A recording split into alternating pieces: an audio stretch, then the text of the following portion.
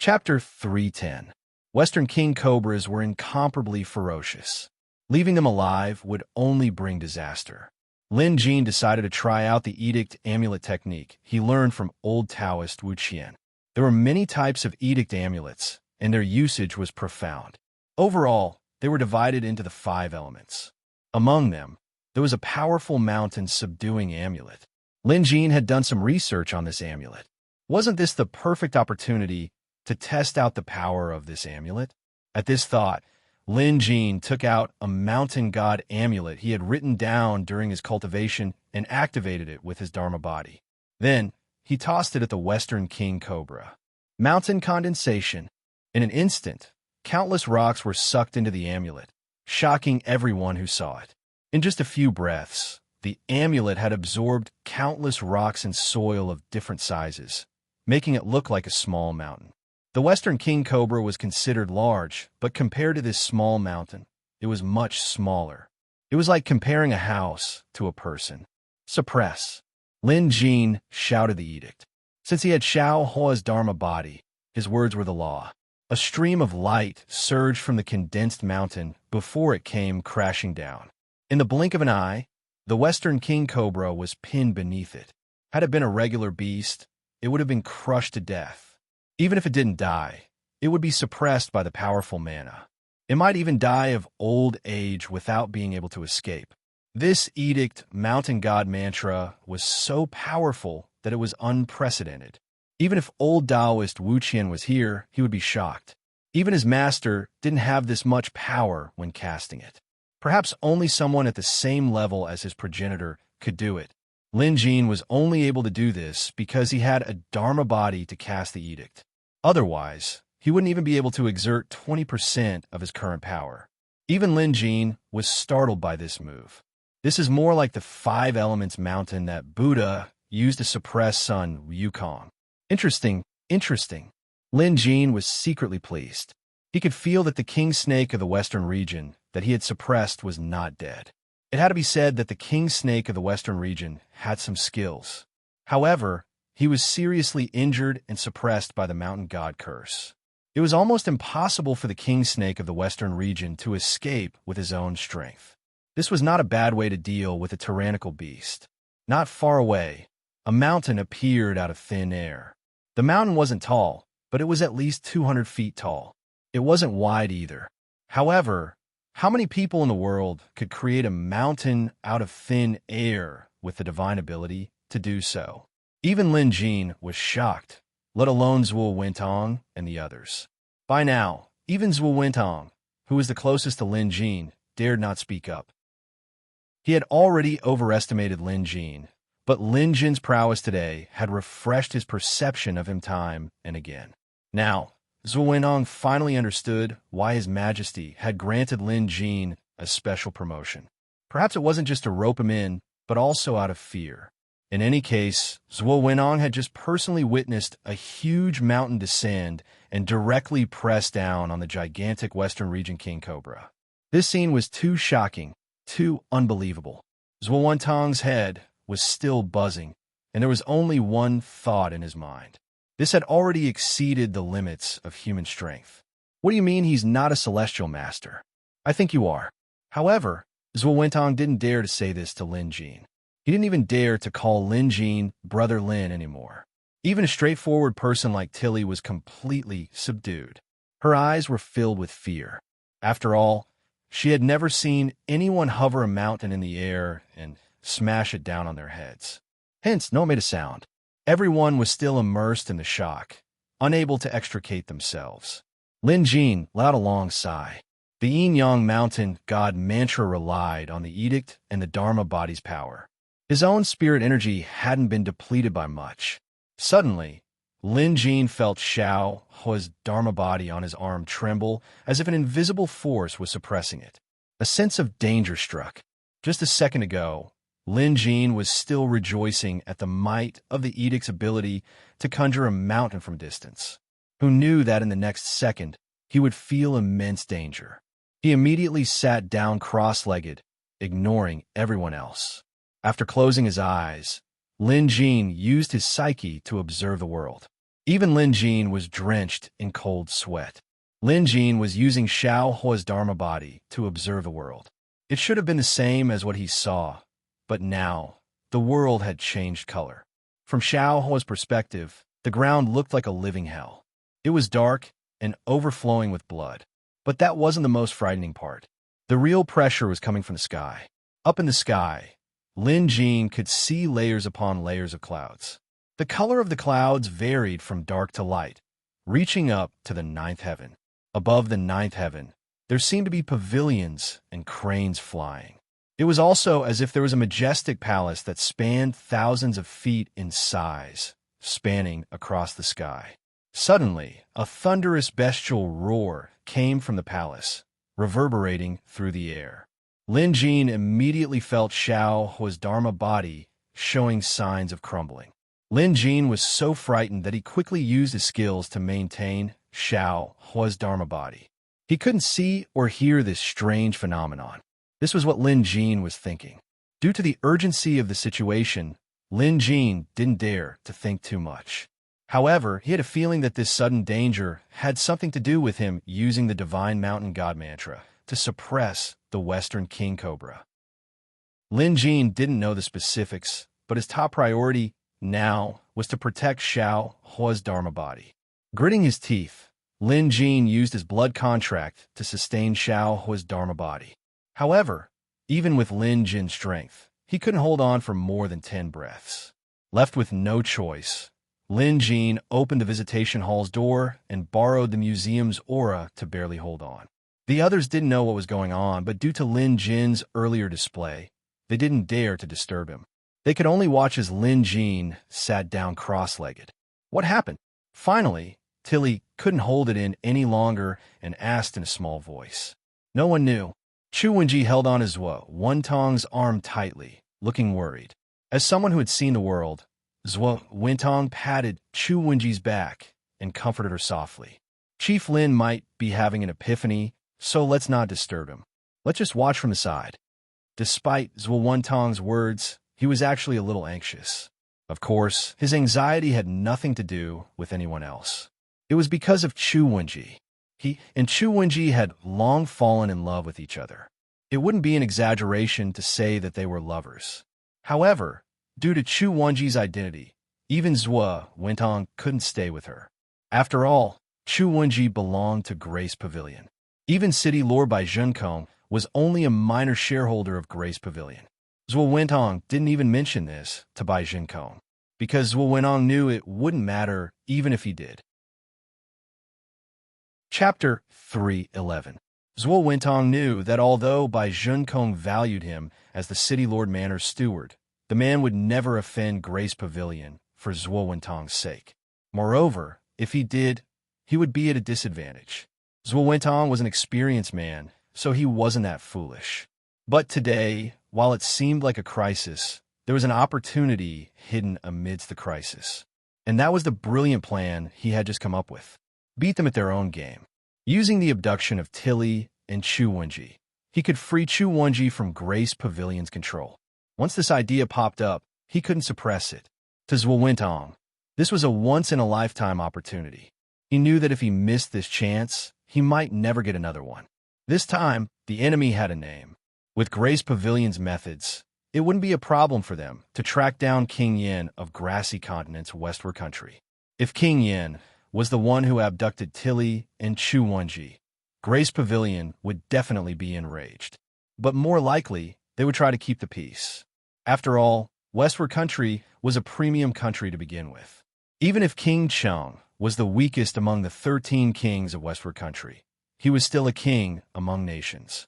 The people behind Grace Pavilion might be able to do whatever they wanted within the Jade Dragon Kingdom, but when it came to external affairs, they would most likely cower in fear. This was an opportunity. As long as he could convince others that Tilly and Chu Wenji were abducted by King Yin, no one would pursue the matter. When that happened, he could secretly arrange a place for Chu Wenji to stay. He could even resign from his position as the City Lord Manor's steward and retire with her to lead a normal life. Perhaps this was also a good place to return to. Zhuo Wentong didn't lack money. All these years, The wealth he had accumulated was enough for him and Chu Wenji to live the rest of their lives in comfort. Initially, he wanted to discuss this with Lin Jin and ask for his help. But now, the latter was sitting cross-legged with his eyes closed and a solemn expression on his face. Strangely, there was an indescribable aura around him. Zhuo Wintong glanced at him and immediately lost the courage to disturb him. On one side, Zhuo Wintong was anxious. On the other side, the leopard demon Lin Bao was also very anxious. At this time, it had already taken its revenge. The Mastiff King was dead and its slave seal was removed. Logically speaking, it planned to run away after expressing its gratitude. The forest leopard planned to find a place to hide and avoid the limelight. It was quite afraid of the higher being that had captured it. But now, before it could say anything, the grand immortal in front of it sat cross-legged in meditation. Just like Zhuo Wintong, the forest leopard didn't dare to disturb him. It wanted to leave, but didn't dare. At this moment, the atmosphere was a little strange. No one dared to speak. Then, they noticed something even more bizarre. Behind Lin Jin, half of it was a bone-chilling gust of wind while the other half was surging with scorching heat. The two energies collided and fused, rising up to a height of 10 feet before slowly dissipating. The next instant, Lin Jin opened his eyes and stood up with a frown. Lin Jin had no idea what just happened. He had been doing his best to help Xiao Hua fend off that almost murderous aura. Just like the legendary tribulation, when one borrows a power beyond one's own, they would be locked down by heaven and earth. Fortunately, Lin Jin borrowed the museum's aura to help Xiao Hua hold on. Not long after, through the Dharma Eye's vision, the world changed. The clouds above the ninth heaven, the palaces, and the pavilions all disappeared without a trace. Even that terrifying beast's roar was silenced. Lin Jin knew that he had managed to avoid this calamity that he had triggered. It was an extremely dangerous encounter. To Lin Jin, this was the most dangerous one he had ever faced. It was much more dangerous than when he had to deal with the monster and the old dragon. If Lin Jin wasn't careful, both Xiao Hua and himself would be shredded into dust by that heaven and earth energy, the clouds above the ninth heaven, and that terrifying beast's roar. Fortunately, they survived. Xiao Hua had expended too much energy earlier. His yin-yang dharma body was almost torn apart by that invisible heaven and earth energy. He hadn't fully recovered yet, so he was still in a deep sleep. Lin Jin was sleepy too, but now wasn't the time for him to rest. Opening his eyes, Lin Jin saw Zhuo Wintong and the others. From their expressions and reactions, he could tell that only he and Xiao Hua could hear and see the terrifying changes in the sky, the clouds above the ninth heaven, and the terrifying beast's roar. The others didn't notice anything at all. This further proved that it was because of Lin Jin's mountain god charm. Looks like I can't use that edict spell so carelessly anymore. If I do it again and get devoured by the world, that would be terrible. I might not be able to survive next time, Lin Jin thought. He was still in a state of shock. Right now, he was still in a state of shock. After all, he had seen an even more terrifying, powerful, and mysterious existence. Unbeknownst to him, Zhuo Wintong and the others were in the same state of mind as him. Seeing Lin Jin get up and stop meditating, Zhuo Wintong, Tilly, and the leopard monster all breathed a sigh of relief. Chief Lin, unable to hold himself back, Zhuo Wintong went over and saluted him. He was now so fearful of Lin Jin that he no longer dared to address him as Brother Lin. Lin Jin chuckled and teased. "What's wrong, Brother Zhuo? Don't you want to acknowledge me as your brother anymore?" Stunned, Zhuo Wintong finally snapped out of his daze. At the same time, he felt incredibly grateful. Lin Jin clearly had the upper hand, but he was still willing to befriend him. A person like this was truly worth befriending. "Brother Lin, I was being silly."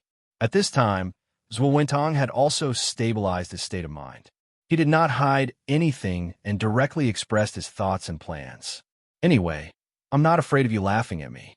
I met Wenji last year, and it was love at first sight. But due to our identities, we didn't dare to let outsiders know about our relationship.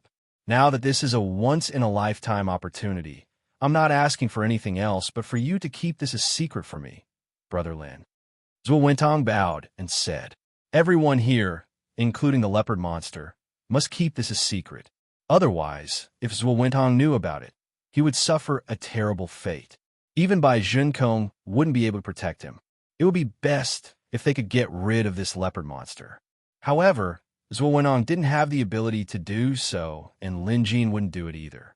So, who could restrain this monster from speaking nonsense in the future? It could only be Lin Jin. Moreover, with Lin Jin's capabilities, even if Zhuo Wentong had any plans, he wouldn't dare to act on his own.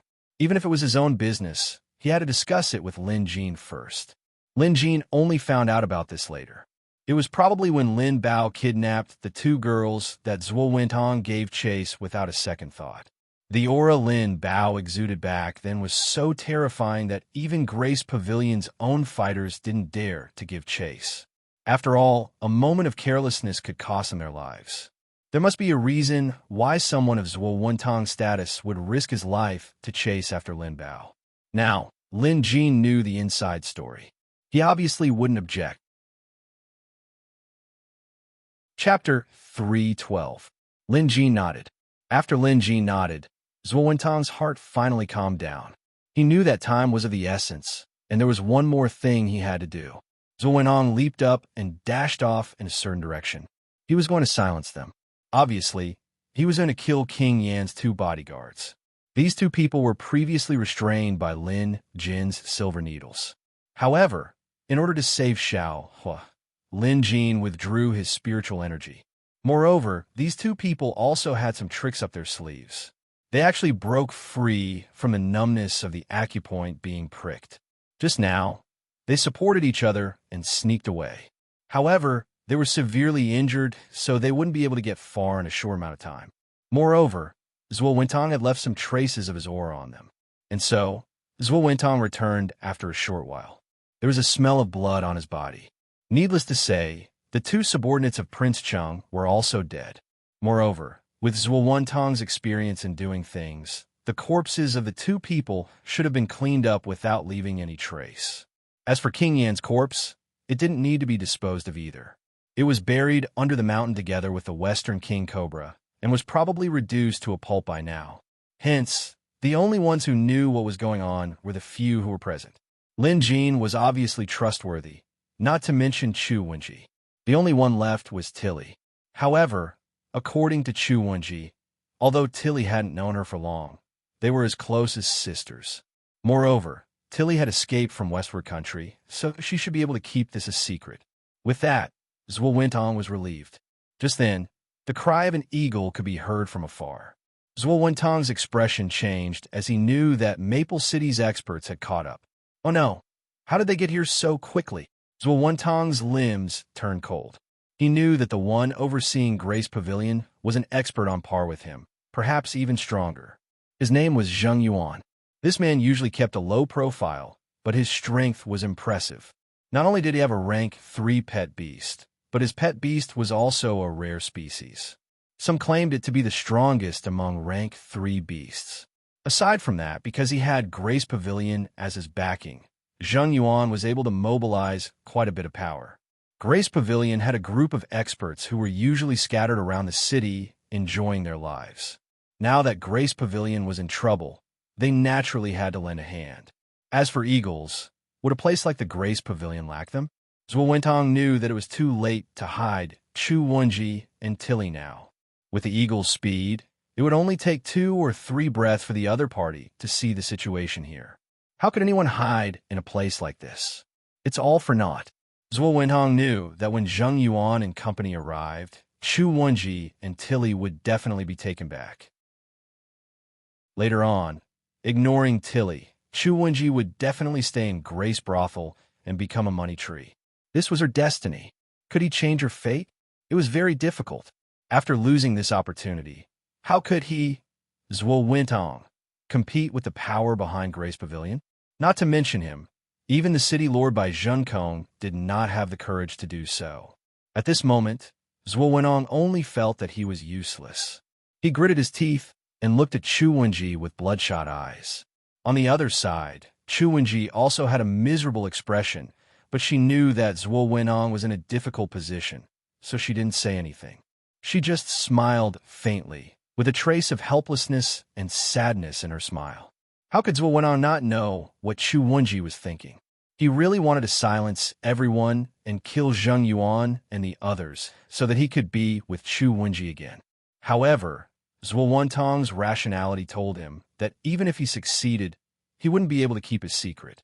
When the power behind Grace Pavilion found out, not even Bai Junkong could protect him. The speed of the eagle beasts was indeed very fast. In less than 3 breaths of time, they had already flown over. And this time, there were 2 eagle beasts chasing after them. One was sitting on a person, and the other was carrying 2 people. There were 3 people in total. The one leading the group was Zheng Yuan. Zheng Yuan had the air of a hero. His beard was unkempt, and he looked rough. The fact that he didn't have a pet beast with him meant that he had probably cultivated the Beastmaster scroll. As for the 2 people on the eagle, one of them had a python wrapped around his arm, while the other had a hunchback and a scorpion tail. If one looked closely, they would see that there was actually a large scorpion lying on his back. Coupled with his clothes, he naturally looked like a hunchback.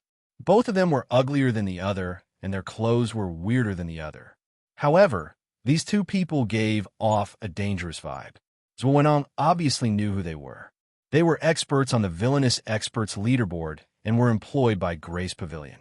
Just as Zhuo Wenong was about to speak, Lin Jin stepped forward and said to Zhuo Wenong, "Calm down. I'll cast a camouflage spell so that other than you and me, no one else will be able to see." At this, Zhuo Wenong was shocked at first, then overjoyed. If someone else had said this, Zhuo Wenong wouldn't have believed them. But since it was Lin Jin, he believed him. For an expert who could create a mountain to suppress a ferocious beast, it was only natural that he knew a camouflage spell. Although camouflage sounded like a minor spell, it was something that only existed in ancient times. At least, Zhuo Wenong had never seen it in this world. Chu Wenji and Tilly could hear Lin Jin's words, and so could the leopard monster, Lin Bao. Although they had their doubts, they behaved themselves and held their breaths, not daring to speak or move. They were even muttering to themselves, "You can't see me. You can't see me." But the 3 people who jumped off the eagle beast were clearly nearby. How could they not see them from this distance? It could be said that everyone's thoughts were different and their state of mind differed greatly. Zhuo Wentong's heart skipped a beat. Lin Jin remained composed as he watched the trio approach. Seeing this, Zhuo Wentong could only brace himself and go forward. "Zheng Yuan, why are you guys only here now?" Zhuo Wentong straightened his mind. After all, he was the city Lord Manor's steward. He had seen much of the world and was able to keep his composure during crucial moments. As he spoke, he charged forward, blocking Zheng Yuan and company. Zheng Yuan looked at Zhuo Wentong and laughed.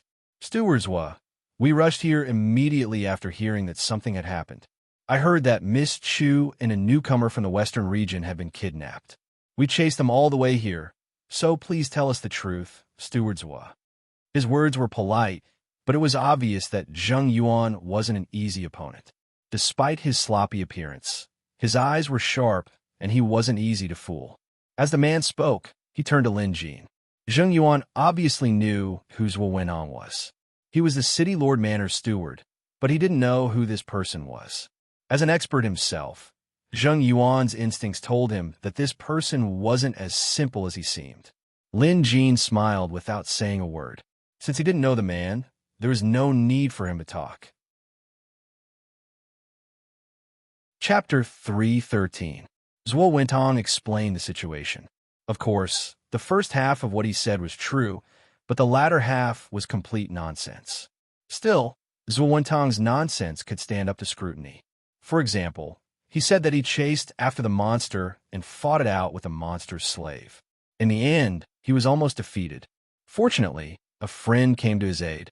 But even though the fight ended in a draw, the monster managed to escape. I, Zhuo, have truly tried my best. Unfortunately, the other party has too many people. Furthermore, each and every one of them possesses extraordinary strength. Zhuo Wentong was lying through his teeth. Chu Wenji and Tilly were only 10 steps behind him.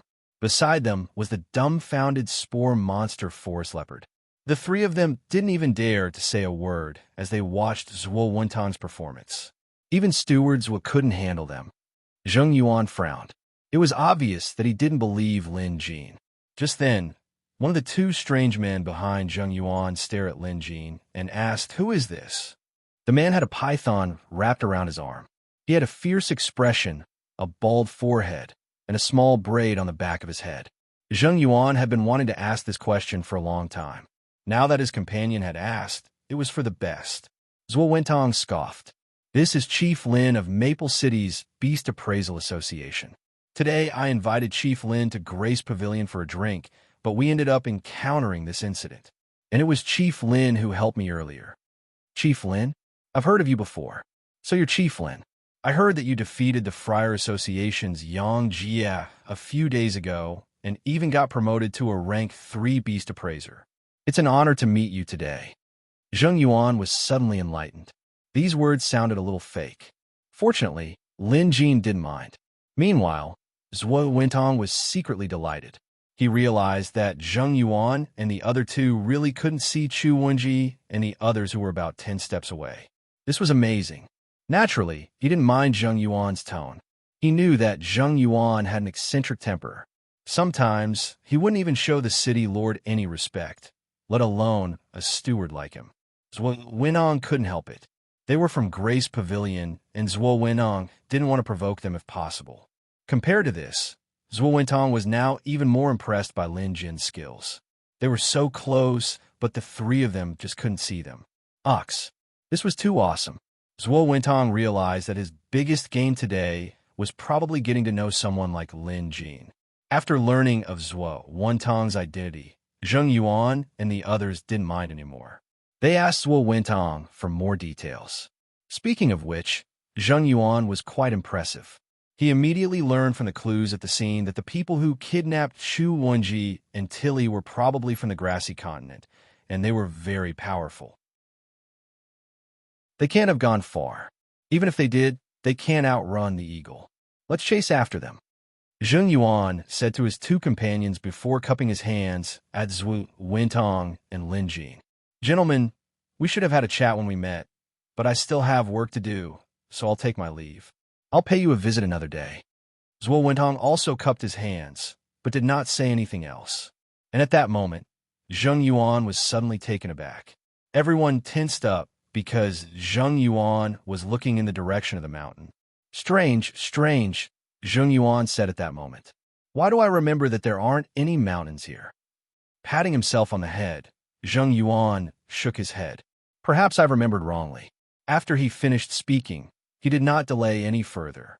He immediately patted the eagle beast, and it quickly flew up, heading west in pursuit of the culprit. Of course, the other party wouldn't be able to catch up to them and would return empty-handed, because what he was after was right under his nose. After the trio left on their eagles, Zhuo Wentang bowed at Lin Jin. It wasn't just Zhuo Wentang. Even Chu Wenji went up to pay her respects. She even knelt down. Lin Jin hurriedly helped her up. You mustn't.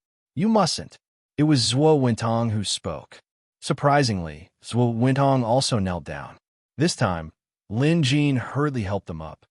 "Brother Lin, I, Zhuo Wentang, will never forget what you've done for me today. From now on, if you have any requests, just say the word. Whether I can do it or not, I'll do my best. Even if it costs my life, I won't hesitate," Zhuo Wentang said resolutely. Lin Jin had simply helped him too much today.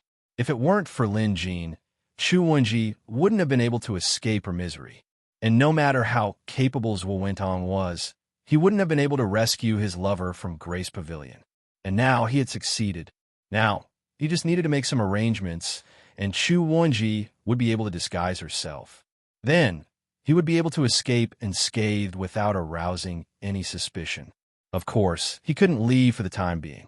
If he did, people would surely suspect him, just like Zheng Yuan. At the thought of this man, Zhuo Wentang quickly said, "Brother Lin, that person just now isn't as simple as he seems. He's extremely capable and was once the government's constable. It's said that there's no case he can't solve. I'm afraid he wasn't joking when he said he would pay us a visit in the future. Lin Jin smiled. It's fine. As long as you make the necessary arrangements, he won't have any evidence. So what if he suspects you? Moreover, you have City Lord Bai's protection. Nothing will happen. Zhuo Wentong nodded. He didn't want to elaborate on the specifics. He was afraid that Zheng Yuan would suddenly return, so he had to make proper arrangements for Chu Wenji. Wentong, Sister Tilly has nowhere to go now. Can you arrange a place for her to stay for the time being? Chu Wenji asked softly. Beside her was a pitiful Tilly. Zhuo Wentong nodded. Wenji, whatever you say, we'll do it. Don't worry, Miss Tilly has helped us a lot this time. It's our duty to help her when she's in trouble. What about him? Tilly glanced at the equally pitiful leopard monster, Forest Bow. Lin Jin actually had some arrangements for Forest Bow. Because of this monster, Lin Jin might have offended an expert, so he had to clarify some things. But not now. Lin Jin turned to Forest Bow and said, return to Grassy Continent's westward country immediately. Remember, don't hide your whereabouts. It's best if someone finds out. Once you're back, go into hiding and wait for the news to die down. I don't think this matter will end so easily. Even if Grace Pavilion doesn't pursue the matter, Westward Country won't let the matter rest after losing a King Yin. Find a chance to come back and look for me. While it sounded like a discussion, everyone present knew that this wasn't a discussion, but an order. Forest Bow understood the gravity of the situation, so he quickly nodded. Don't worry, sir. Forest Bow will remember this. From now on, Forest Bow will do as you say. All right, go on. Be careful. Lin Jin waved. At this, Forest Bow immediately bowed before sprinting away. He was as fast as a bird on land. Sir, are you planning to use this leopard monster to distract those three and buy time for Sister Chu and the others? Tilly asked. She was smart enough to guess correctly. However, Lin Jin wouldn't reward her. Brother Zhuo, I just had an epiphany, so I'll have to go back and think about it. You can settle things here. If you need anything, I can help, Lin Jin said.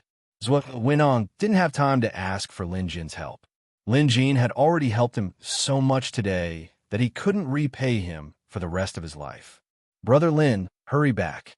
Don't worry, I'll take care of things here. Lin Jin nodded and saluted everyone before leaving slowly. Perhaps it was an illusion, but Zhuo Wentong and the others watched as Lin Jin left. His steps weren't big nor fast, but each step he took was 10 steps longer than the others. After a few steps, Lin Jin was already far away. Chapter 314. Meanwhile, Zhuo Wentong was arranging places for Chu Wenji and Tilly. As a veteran, Zhuo Wentong knew that Maple City was currently the most dangerous place. It wasn't appropriate for them to go back, but they couldn't go too far either. Fortunately, Zhuo Wentong had secretly bought some properties for himself over the years. Some of them were in the surrounding villages, and they were all well hidden. No one but Zhuo Wentong knew about them. Zhuo Wentong had to hurry. He couldn't afford to waste too much time, or he would arouse suspicion. As for Lin Jin, he wasn't as troubled as Zhuo Wentong. However, he didn't return to Maple City. He had an epiphany earlier. Like a gushing spring, he couldn't stop it no matter how hard he tried. Therefore, he directly went up to the mountain he had created out of thin air. Then he sat cross-legged at the top of the mountain, quietly pondering. Meanwhile, a smaller version of Xiao Hua jumped out from Tang Yin's arm, tossing up and down. Lin Jin knew Xiao Hua was elated after going through a dangerous ordeal, but what he was about to do next might destroy Xiao Hua's good mood. Xiao Hua, I'm going to use my telekinesis to investigate that nine-heaven realm again, Lin Jin suddenly said. Even he himself wasn't sure if this was the right decision. Speaking of which, Lin Jin's heart was pounding. However, his epiphany earlier wasn't complete. There were still many questions that Lin Jin had to return to that place to get the real answer. Sure enough, Xiao Hua panicked upon hearing this. Frosty air and flames kept coming out of his body. Lin Jin knew that Xiao Hua was worried about him. After all, it would be dangerous to use his telekinesis to investigate that place again. Xiao Hua knew better than anyone how terrifying that situation was earlier. However, since Lin Jin had this idea, he had to do it. Otherwise, those questions would be like a fishbone stuck in his throat, and he wouldn't feel comfortable no matter what. Just like now, Lin Jin was sitting on this small mountain because this small mountain was the result of the Nine Heaven Realms edict. Even if it wasn't a particularly large mountain, Lin Jin was still tempted by this remarkable ability. It was no wonder that it triggered a backlash from heaven and earth, triggering the Nine Heaven Realm. Indeed, only ancient immortals could possess such power. Because of this, Lin Jin had to get to the bottom of this. Otherwise, he would never dare to use this edict again. Xiaohua obviously couldn't dissuade Lin Jin. After some thought, the latter closed his eyes and split his psyche. Lin Jin had kept an eye on how to enter the Nine Heaven Realm. Before he left, he used cloud treading to leave a portion of the Nine Heaven Realm's aura in the museum. This kind of thing was not suitable no matter where it was placed. It was like sulfuric acid. Other things would not be able to withstand it. Only certain things would work. That Nine Heaven Realm's aura was the same. If that thing were to be absorbed into one's body, forget Lin Jin, even stronger beasts and monsters would surely die. Fortunately, the Museum of Deadly Beasts could accommodate these auras. These auras were the spiritual bridges that allowed Lin Jin to once again peek into that mysterious world, the Ninth Heaven Realm. Lin Jin was the one who came up with the name Nine Heavens Realm. Back then, when the Nine Heaven Realm extended upward, it was so astounding that he came up with this name. Right now, Lin Jin was using the aura of the Nine Heaven Realm he stole to comprehend it. Like a fish in troubled waters, it was all up to luck. Suddenly, he touched it. Lin Jin opened his eyes. What Lin Jin opened was his Dharma eye. What he saw now was the world that his Dharma eye could see. Sure enough, he had entered that mysterious realm again. Lin Jin looked up at the Nine Heaven Realm above his head and immediately felt that boundless pressure. But it was different this time. He had snuck in so he didn't attract any attention. Hence, the situation was much better than before. However, the more it was like this, the more cautious Lin Jin knew he had to be. If he wasn't careful, he could screw up, and he didn't want to bear the consequences. Under such circumstances, Lin Jin didn't dare to probe recklessly. He just wanted to borrow this aura to enhance his psyche. Because last time, Lin Jin realized that this place had a great effect on strengthening psyche. Psyche was formless and formless. There were ancient ways to cultivate psyche, but it was no longer feasible in modern times. Moreover, the mantra had been lost, and only some legends had been passed down. However, this place was like a blacksmith shop that could cultivate psyche. Given enough time, one's psyche could be enhanced as if it had been tempered thousands of times. Lin Jin's main goal this time was to use the aura of this unique place to condense his psyche. There were many benefits to having a strong psyche. Increasing one's resistance to enemy spells was just one aspect. Other than that, the strength of one's own spells would also increase. Right now, Lin Jin was alone in this strange Nine Heaven Realm. Most of the time, he sat cross-legged in silence. Occasionally, as if seeking death, he would sneak a peek at the Nine Heaven Realm above his head. There's a palace above the Nine Heavens. Since there's a palace, is there someone living in it? Lin Jin mused. He was even more curious about the source of that bestial roar that came from above. Why was it so terrifying? Even he was frightened out of his wits. There's a beast above the Nine Heavens? Lin Jin was just making an irresponsible guess. Suddenly, Lin Jin felt a powerful aura brushing past his head, and he quickly hid. At the same time, a blazing firebird flew across the sky like a scorching sun. Even with his Dharma eyes, Lin Jin found it hard to look at. All he could see was that this firebird was covered in flaming feathers and had 3 tails. Not only was it intimidating, it was also beautiful. Suddenly, Lin Jin recalled something. Why did this firebird look so much like a golden crow? Lin Jin wasn't making a wild guess. Back when he appraised Goldie, he already knew that Goldie had a trace of Golden Crow's bloodline. Hence, Lin Jin must have seen the Golden Crow in the museum. Of course, Lin Jin didn't think such a thing existed. But now, the more he looked at the firebird flying across the sky, the more he thought it looked like one. It was a golden crow, alive. Lin Jin's heart immediately raced and his psyche wavered. Just then, the golden crow flew into the layers of clouds. However, Lin Jin's keen eyesight allowed him to catch sight of a spark falling from the sky. A spark? It wasn't a tiny spark, but a feather. A golden crow's feather. When the golden crow flew past earlier, a feather had somehow dropped down. At this, a fiery thought popped into Lin Jin's mind. He had to get his hands on that feather. It was definitely a priceless treasure, at least to the current Lin Jin. But how was he going to get his hands on it? After all, who knew where that feather would end up? Lin Jin couldn't hold himself back anymore. He knew this was an opportunity. This feather came from a real golden crow. If he could get his hands on it, it would definitely be of great help to Goldie. Goldie was Lin Jin's second pet beast after Xiaohua. Although he had always been unreliable, Goldie could still come in handy during crucial moments. Also, Goldie's bloodline was arguably the most powerful among all of Lin Jin's pet beasts. Now that he had a chance to get his hands on a real golden crow's feather, he had to get it. With that thought in mind, Lin Jin began casting the cloud mist spell using his psyche. One had to know that unleashing a spell technique in this place was extremely risky. If one were to be careless for even a moment, they could be discovered.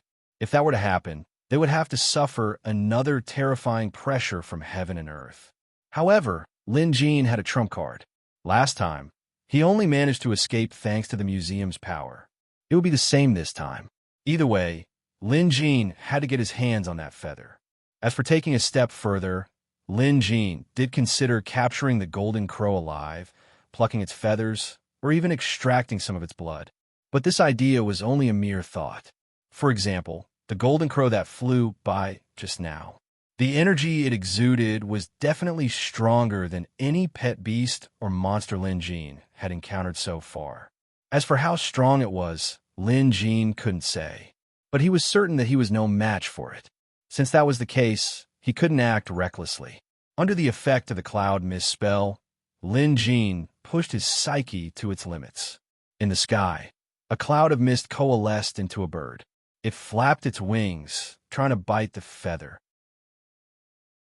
However, for below, it seemed calm. In fact, even the lowest layer of the nine heavens cloud mist was being buffeted by strong winds. Lin Jin had to give it his all to keep the bird from being blown away. The bird had a pair of cloudy eyes that Lin Jin had conjured with his spell. With this, he could observe his surroundings with the help of the bird. Because of this, Lin Jin had indirectly ascended to the nine heavens cloud mist.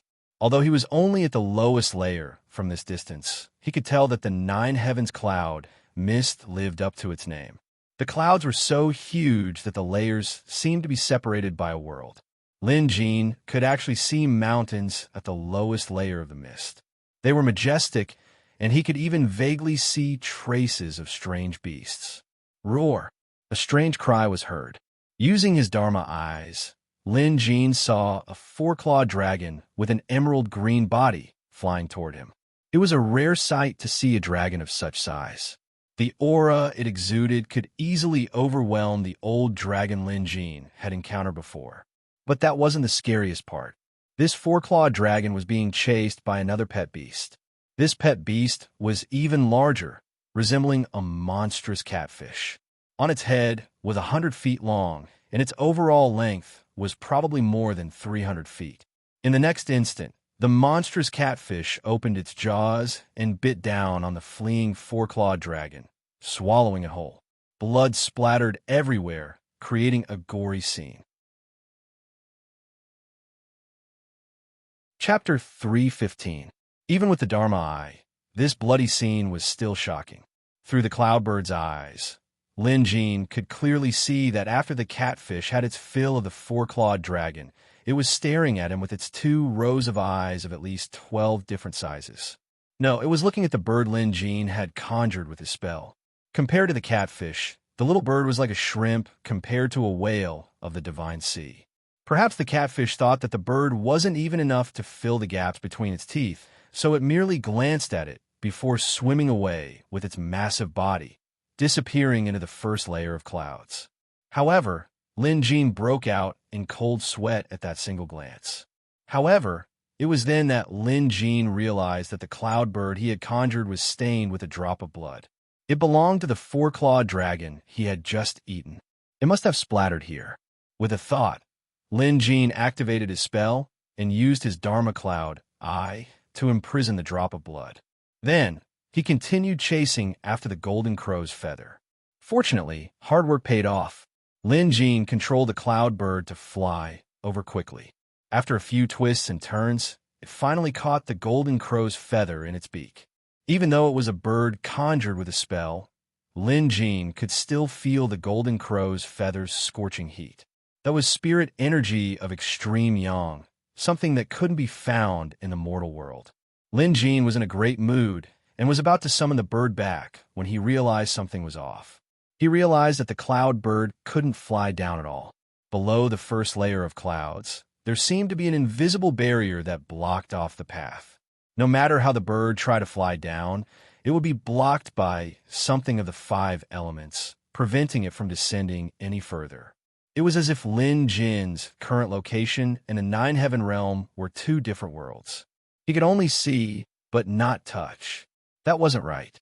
If he couldn't touch it, why was he able to cast Dharma Cloud to conjure a cloud bird?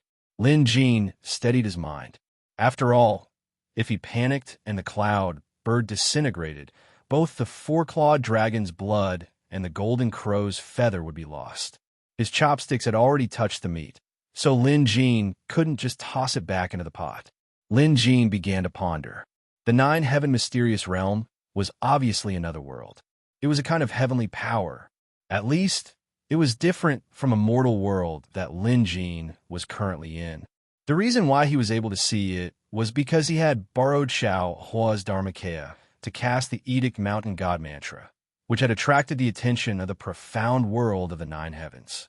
In essence, the difference between the two might be billions of miles. This deduction immediately made Lin Jin feel helpless. If that was the case, how could the cloud bird he condensed with his mana return with a drop of blood and a feather? There was no path at all. Give up just like that? Lin Jin was reluctant to give up.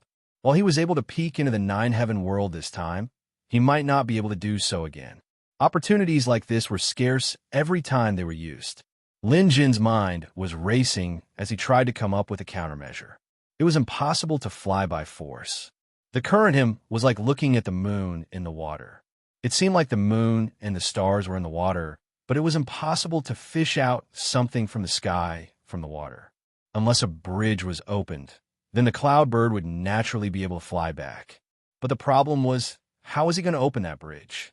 Everything here was too mysterious and mysterious.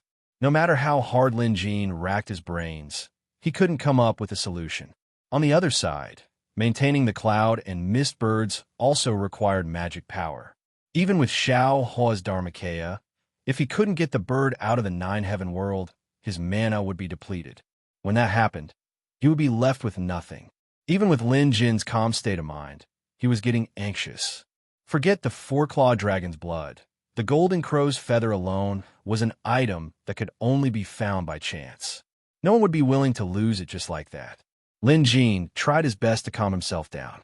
In this moment of desperation, he came up with an idea. A rather risky idea. He might not be able to break the barrier, but someone else could. For example, that terrifying beast's roar. Back then, the aura was clear, so the barrier between the two worlds must be open. It was worth a try. Lin Jin took a deep breath and began his suicidal journey again. Again, if he really couldn't take it anymore, he would borrow the Museum of Deadly Beast power to escape. At a time like this, he couldn't care less about his reputation. Moreover, who knew him?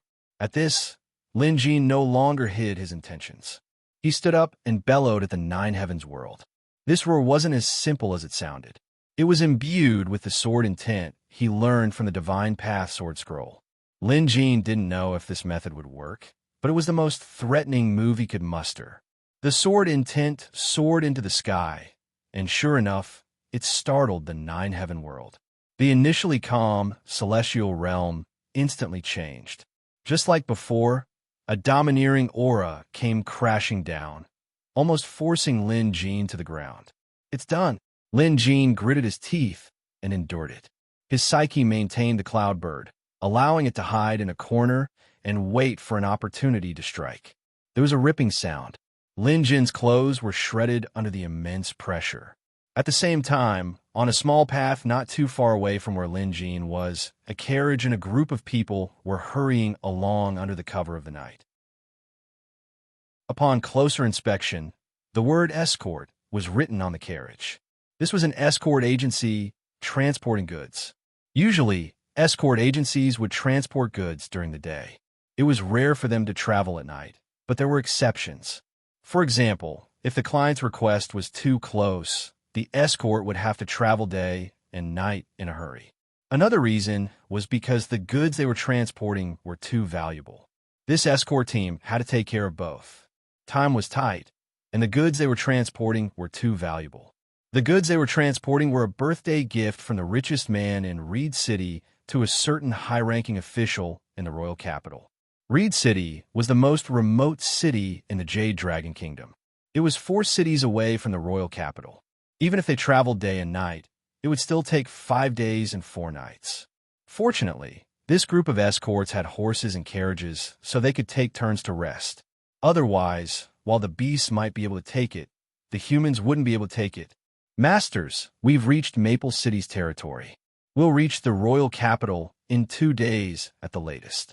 The client who entrusted us with this task has paid us quite a lot. After this, we'll be able to rest for a while. The leader of the escorts was walking at the front, encouraging the people behind him. These escorts were all hard laborers. After all, they had to travel far and wide, sleeping in the wilderness. The hardships they had to endure weren't something an average person could handle. Moreover, some of them didn't have pet beasts, and even if they did, they weren't particularly well off. In fact, not all of these escorts could fight. They were divided into different grades.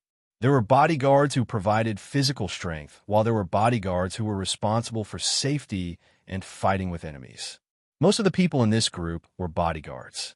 There were only 5 or 6 bodyguards, and their pet beasts were naturally ferocious jackals, wolves, tigers, and leopards. Escort Zhang, what are we transporting this time? We still have to travel day and night. Let's take a break now and then.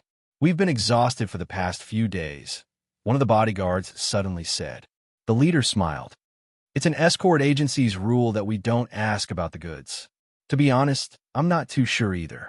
But I heard it's a high-quality herb. As for what it is, I have no idea.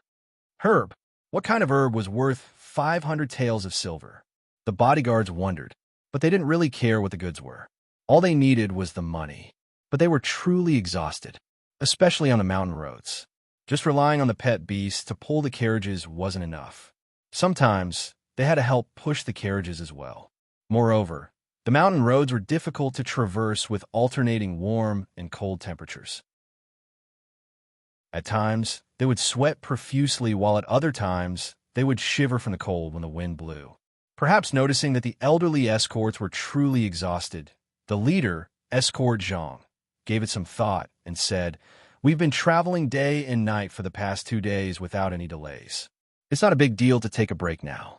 It won't cause any delays. Let's take a break then."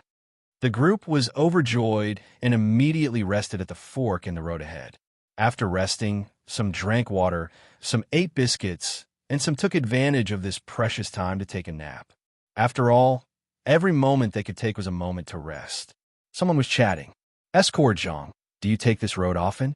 "The scenery is great," a young escort asked. The young man was full of energy. After resting for a while, he recovered and asked curiously, "It's not just Escort Zhang. Most of us take this route often. You've just entered the trade, so the novelty hasn't worn off yet. Who cares about the scenery after walking so much?"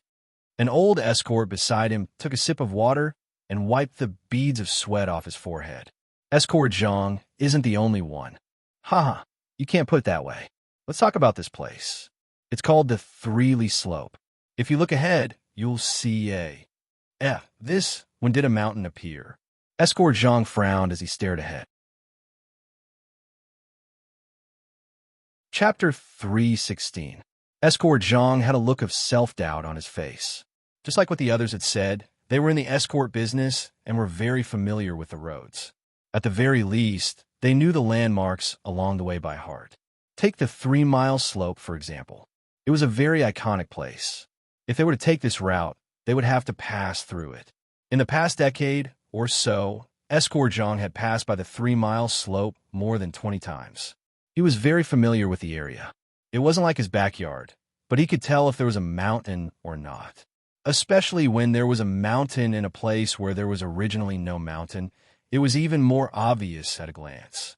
"Old Sue, come and take a look." Escorjong called out to an old escort. The latter had been with Escorjong for more than a decade and was also very familiar with the area. "Look over there. I remember there being no mountain here, but there are a few slopes." Escorjong asked hesitantly. The reality was far too different from what he remembered. "That's right. What's going on?" Escorjong asked with uncertainty. The mountain in front of him was not fake, nor was he hallucinating. Old Sue came over as well. He was equally shocked. "That's strange. There really isn't a mountain in that place. 2 months ago, we passed by that place. How could a mountain suddenly appear in just 2 months?" Old Sue shook his head repeatedly. Clearly, that mountain didn't seem real to him. A few of the older escorts came forward to take a look. Similarly, they all insisted that there was no mountain here. 3-mile slope was simply too obvious a landmark. If it was any other place, they might not have remembered it, but here there was no way they would get it wrong. "That's strange. Let's go. We're going to pass by anyway. Let's turn around and take a look."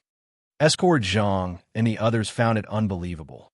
Driven by curiosity, they decided to take a look. A moment later, they arrived in front of the mountain. Upon closer inspection, the mountain was barren, without any vegetation. It felt as if it had been formed suddenly. Upon closer inspection, there was clearly fresh soil in some places. It was as if the soil and stones had been uprooted from the ground and then gathered together, creating this mountain out of thin air. However, the mountain wasn't particularly tall. "Look, there's someone at the top." A sharp-eyed escort pointed at the top of the mountain. Everyone hurriedly looked over. Indeed, there was a person sitting at the top of the mountain. However, due to the distance and the color of the sky, they couldn't see clearly. For a mysterious person to be sitting cross-legged on top of a mountain in this uninhabited wilderness, could he have encountered some strange demon? Someone muttered. It was clear that he was afraid and planned to leave. Escorjong may look like a burly man, but he was a good man, and a good one at that. What if something happened to that person? This mountain isn't that high. I'll go up and take a look.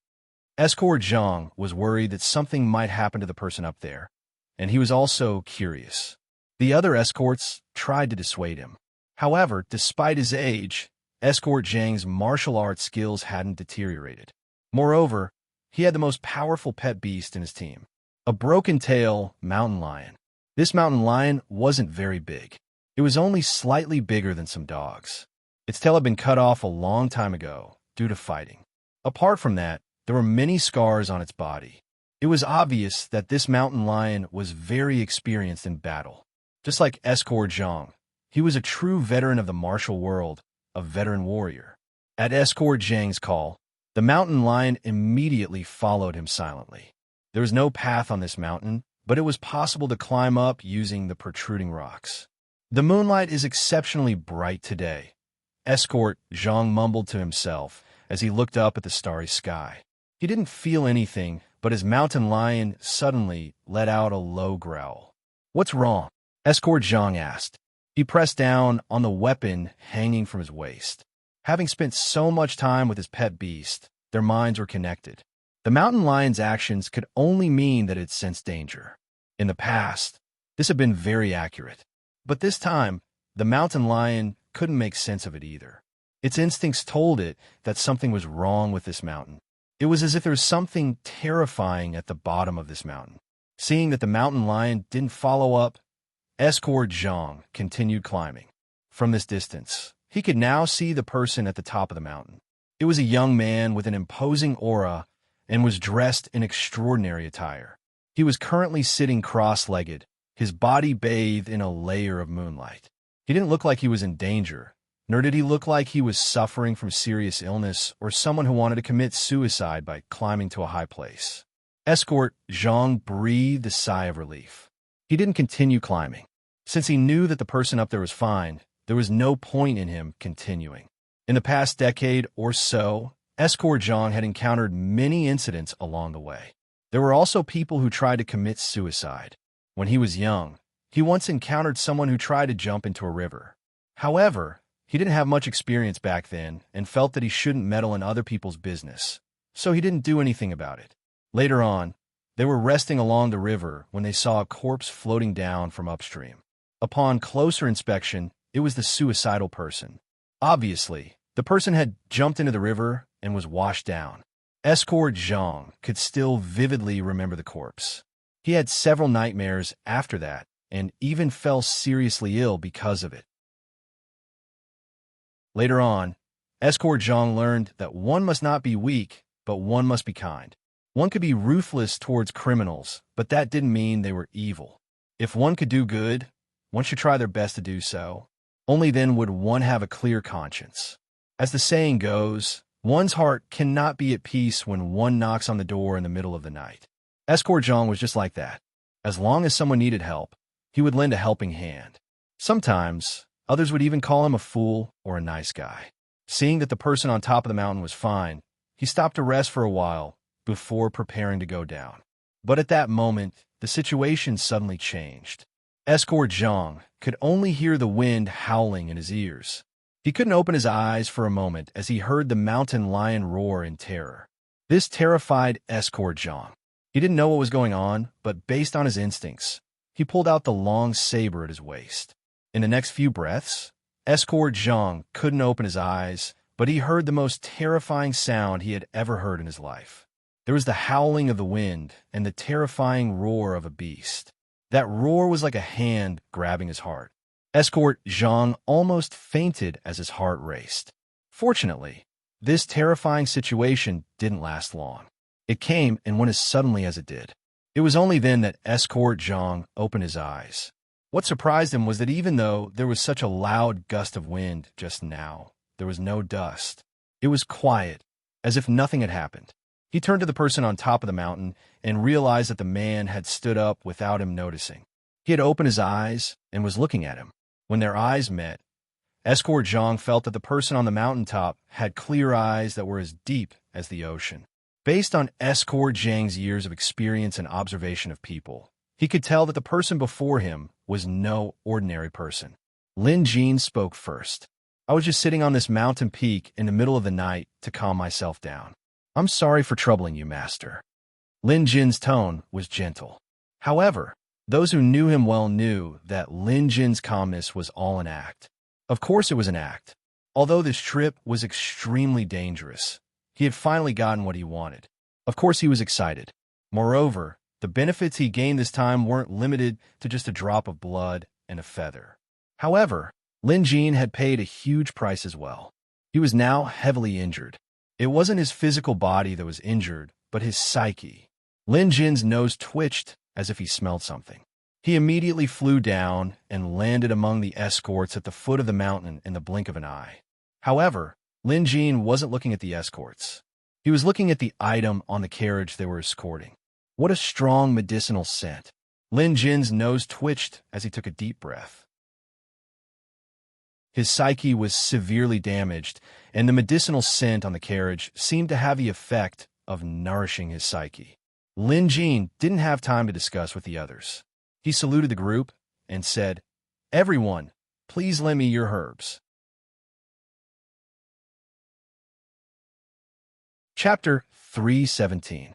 Having said that, Lin Jin made a grabbing motion through the air and the lid of the carriage shattered. The surrounding escorts were shocked to see this. "What are you doing? Is this a thief or a gangster? Everyone get ready." The next instant, the sound of swords being unsheathed could be heard. Some of the beasts were growling, but with a gentle wave of Lin Jin's hand, the beasts' eyes rolled back and they fainted on the ground. This unforeseen event was extremely shocking, and many of the escorts were scared stiff. After all, they had never encountered a situation like this before. Usually they would release their pet beasts first, but this was the first step they took. They had at least 5 pet beasts that could attack, and some pet beasts that were used to transport goods. But now, all of them were down one by one. Who are you? An elderly escort gripped his steel knife tightly. He was so nervous that the veins on the back of his hand were bulging. Lin Jin didn't have the time to talk. His injuries weren't light. In that situation earlier, he had taken a huge risk by triggering the world's pressure to open up a passage for the cloudbird to return. A drop of dragon blood and a golden crow feather. To Lin Jin, even if it was a risk, it was worth it as long as he could get his hands on them. Although he succeeded in the end, and Lin Jin managed to escape by borrowing the museum's power, this time he was truly injured. Lin Jin grabbed a large piece of strange herb from the broken carriage. What a huge Ganoderma! Even Lin Jin was shocked at the sight of the living creature on the carriage. It was a Ganoderma the size of a wash basin. Other than that, there were other rare herbs as well. Speaking of which, the other herbs were extremely valuable, but this Ganoderma was undoubtedly the rarest. More importantly, Lin Jin could feel the medicinal energy from this Ganoderma that could heal his current injuries. Everyone, I am Chief Lin Jin of Maple City's Beast Appraisal Association. To treat my injuries, I would like to borrow this Ganoderma. I will be sure to repay you later. If the person who asked for this is going to make things difficult for you, feel free to tell him to look for me. Lin Jin knew it wasn't a good idea to take something by force, but today's situation was unique. If his psyche wasn't repaired soon, the damage would be too great. He might need to nourish it for several years. To Lin Jin, this wasn't worth it. If he couldn't meet them, then that was fate. But since he had met them, he naturally couldn't let them go. At most, he would pay them back double and apologize to them. Lin Jin wasn't an inflexible person. He was about to die, so he still had to abide by some rules. He had to be flexible at all times. Moreover, he was only taking a Ganoderma without harming his life. This bit of retribution was something Lin Jin could handle. Having said that, Lin Jin extended his arm and a ball of fire appeared on his arm. He was borrowing the pure yang fire on Xiao Hua's Dharma body to burn and refine the Lingji's medicinal power. After all, no matter how good a medicinal ingredient was, it was not completely composed of medicinal power. In reality, more than 90% of it was useless. Using flames to refine and retain the medicinal energy was the most effective way to consume it. While the escorts were still in a daze, this man named Lin Jin flicked his arm and released a ball of fire. Then, the Lingji was refined into a medicinal concoction that floated in the air. This medicinal concoction seemed to have a kind of buoyancy that allowed it to float in the air. Its entire body was clear and bright, and a strong medicinal fragrance could be smelled from far away. Even just by smelling it, one's mind would feel refreshed, as if one had suddenly regained their spirits, or as if they had just had a good sleep. Their entire body was filled with vigor. The escorts clearly knew that the Lingji was a valuable item. It was no wonder this expert would covet it. But now, they didn't dare to stop him. After all, they were no match for him. With just a lift of his hand, all the pet beasts collapsed. How were they supposed to fight him? Escorts and bodyguards didn't necessarily have to risk their lives. It depended on the item they were protecting. If they were protecting a person, there was nothing to say. According to the rules of the escort agency, they had to risk their lives during crucial moments. However, other than protecting a person, they had to act according to their capabilities when it came to other items. Moreover, even if they fought, they couldn't protect the person. This was a fact that all the escorts present, be they old or young, knew very well. Meanwhile, Lin Jin had used Xiao Hua's Dharma body to refine the giant Lingji. Then, he used his mana to float the medicinal concoction before sending it into his mouth. Everyone was dumbfounded by his ability to absorb water through the air. After drinking the concoction, Lin Jin immediately felt as if his psyche was soaking in warm water. It was indescribably comfortable. It also felt like a person under the scorching sun, hot and thirsty. Then, he jumped into a spring, and instantly, he felt completely refreshed. That was how Lin Jin felt right now. He didn't expect the effects of a Lingji to be so good. The injury to his divine, was almost healed in an instant. Based on Lin Jin's initial estimation, it would be good enough if he could heal 20 to 30% of his psyche. The dizziness and headache caused by the damage to his psyche were now alleviated.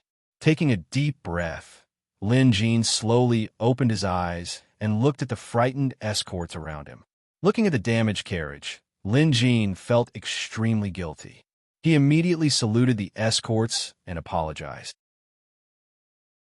Noticing that the other escort had yet to come down from the mountain, Lin Jin quickly cast a spell. Using the cloud spell, he lifted the man up and escorted him down. Escort Zhang had lived for most of his life, but it was his first time experiencing something like this. He was wrapped in a cloud and flew down out of thin air. After landing, Escort Zhang felt dizzy, and so did his pet beast. Naturally, to the escorts, this method was unimaginable.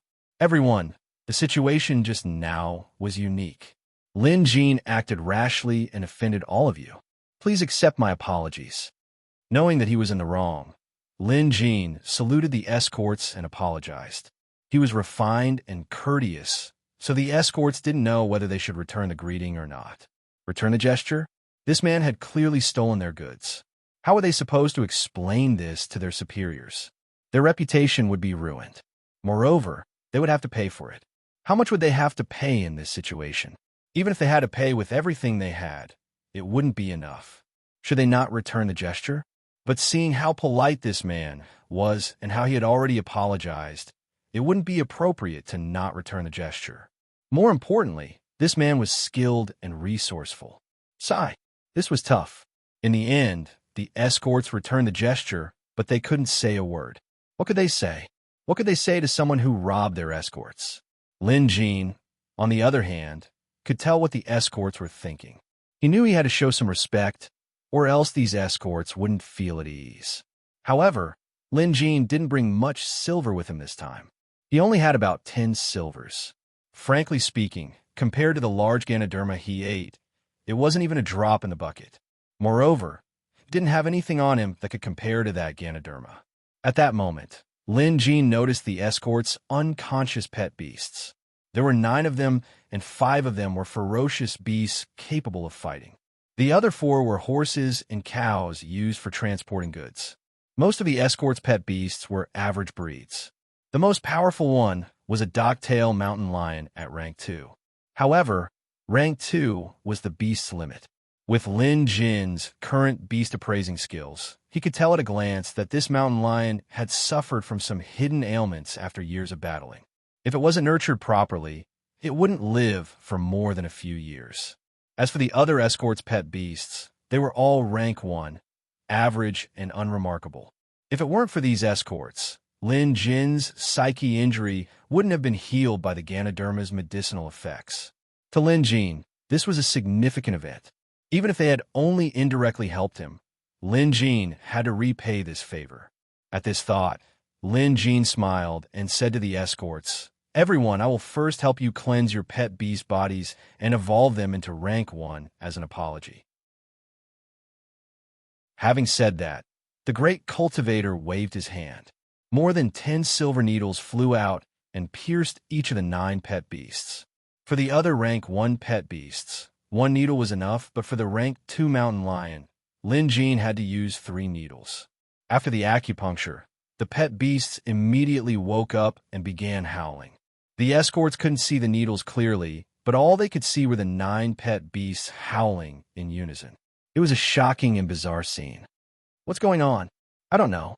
My steed isn't under my blood contract control at all. That's odd. Looks like it's Mr. Lin's doing. Should keep it down.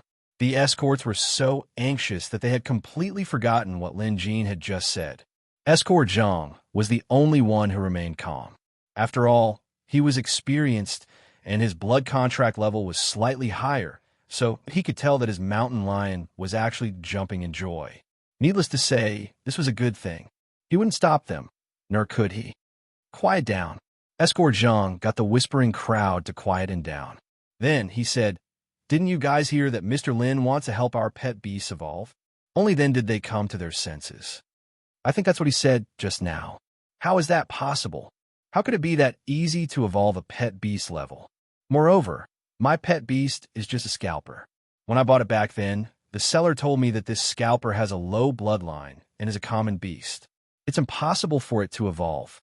I've never heard of any scalper in this world that could evolve. The person who spoke shook his head, clearly in disbelief. He couldn't be blamed. After all, common sense couldn't be deceived. To them, it was just like how a rooster couldn't lay eggs. Most of the others were doubtful, but of course, there were also some who looked expectant. After all, evolving a pet beast was a huge temptation in this world. Who knew how many people in this world had racked their brains just to evolve their pet beasts? For many people, their pet beasts would remain at rank 1 until they died of old age. Being able to evolve their pet beasts into rank 2 was a dream come true. Just when the majority of the escorts were feeling suspicious, a tyrannical aura burst forth from the body of the yellow bull that its owner thought would never be able to advance in rank. The yellow ox's hooves stomped on the ground, creating a wave of earthy yellow ripples. One could see the earth and rocks beneath its feet transforming into rock spikes. Although these spikes were small and short and posed no threat to humans, this kind of ability could already be considered to be able to utilize elemental power. The power of Earth. The scalper had evolved. Chapter 3:18. Moo. With a cry, Yellow Ox's muscles bulged, and it seemed to have grown in size. A few knowledgeable escorts immediately said, This is an evolution. Only a rank 2 pet beast can utilize elemental powers.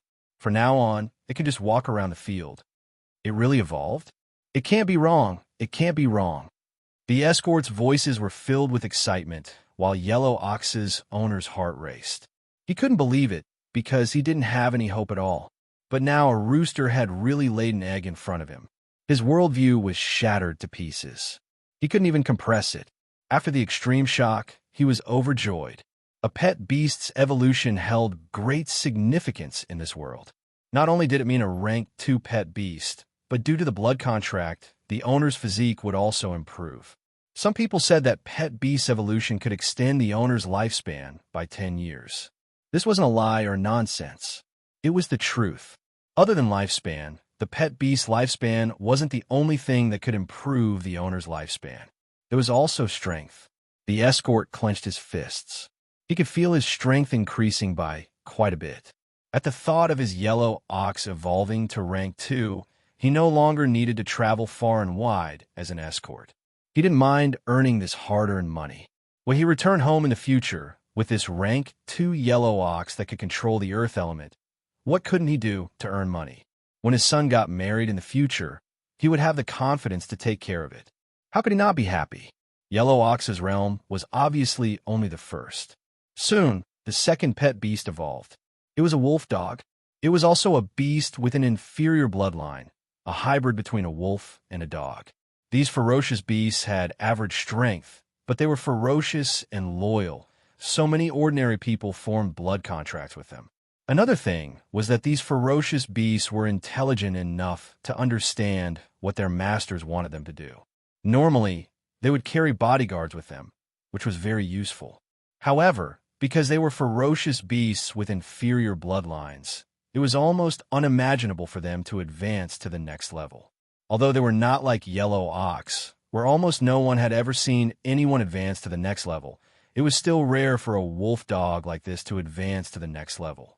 Perhaps not even 1 in 100,000 could advance to the next level. But today, this wolf beast dog had advanced to the next level. How? The wolf beast howled at the sky, and its body grew to a size that was visible to the naked eye. Its teeth and claws became sharper, and fur began to grow on the originally modeled bald spots. It was as if it had been reborn. It's rare to see a metal attribute wolf beast. Lin Jean mumbled to himself as he glanced at the wolfhound's steel-like teeth. After this kind of wolf-type beast dog advanced, its bite strength was astonishing.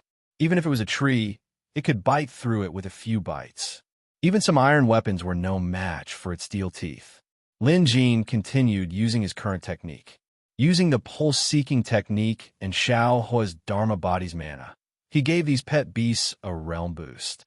To Lin Jin, what seemed like a mystical supernatural skill to others was nothing more than an ordinary skill.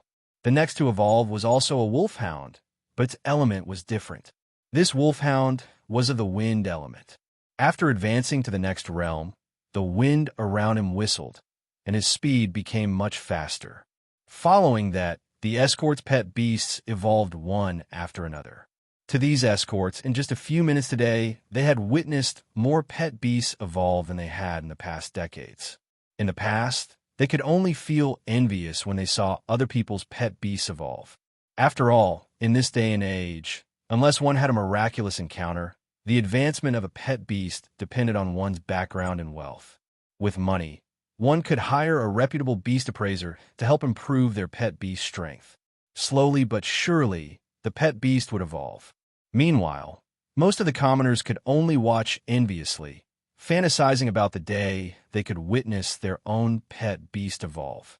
Today, their horizons had truly been broadened. Even an old horse had evolved at this point in time. Water vapor rippled from the horse's body as it raised its hooves and neighed.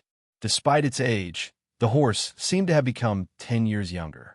Its strength and vigor were like that of a young pony. The miracle was still happening. The escorts were trembling with excitement.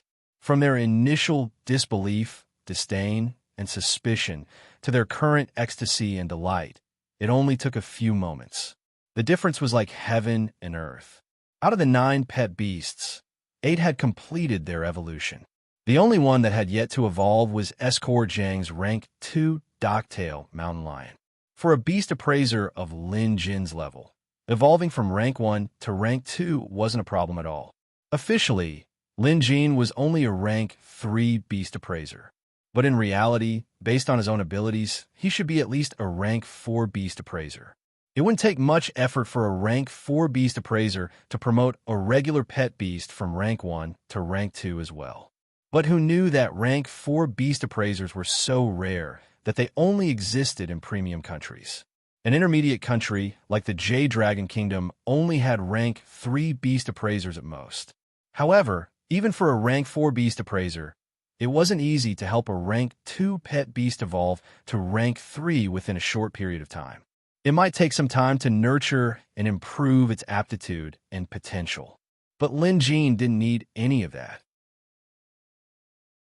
The Museum of Deadly Beasts could accurately pinpoint a pet beast's evolution point and provide a targeted evolution method. Even a pet beast that seemed like it had no chance of evolution could have more than one evolution method in the museum. In addition, Lin Jin had mastered the powerful pulse-seeking technique and the Dharma body. Helping a rank 2 pet beast evolve on the spot was just as easy as flipping his palm. When Escort Zhang saw that everyone else's pet beasts had evolved and only his own was left, he began to feel anxious. He wouldn't be disappointed if he didn't have high hopes in the beginning. But now that the flame of hope had been lit, it would be too cruel to extinguish it. That was how Escort Zhang felt right now. As time dragged on, he assumed that his pet beast wouldn't be able to evolve anymore. That's right. The other escort's pet beasts are all rank 1, so it would be easier for them to evolve to rank 2.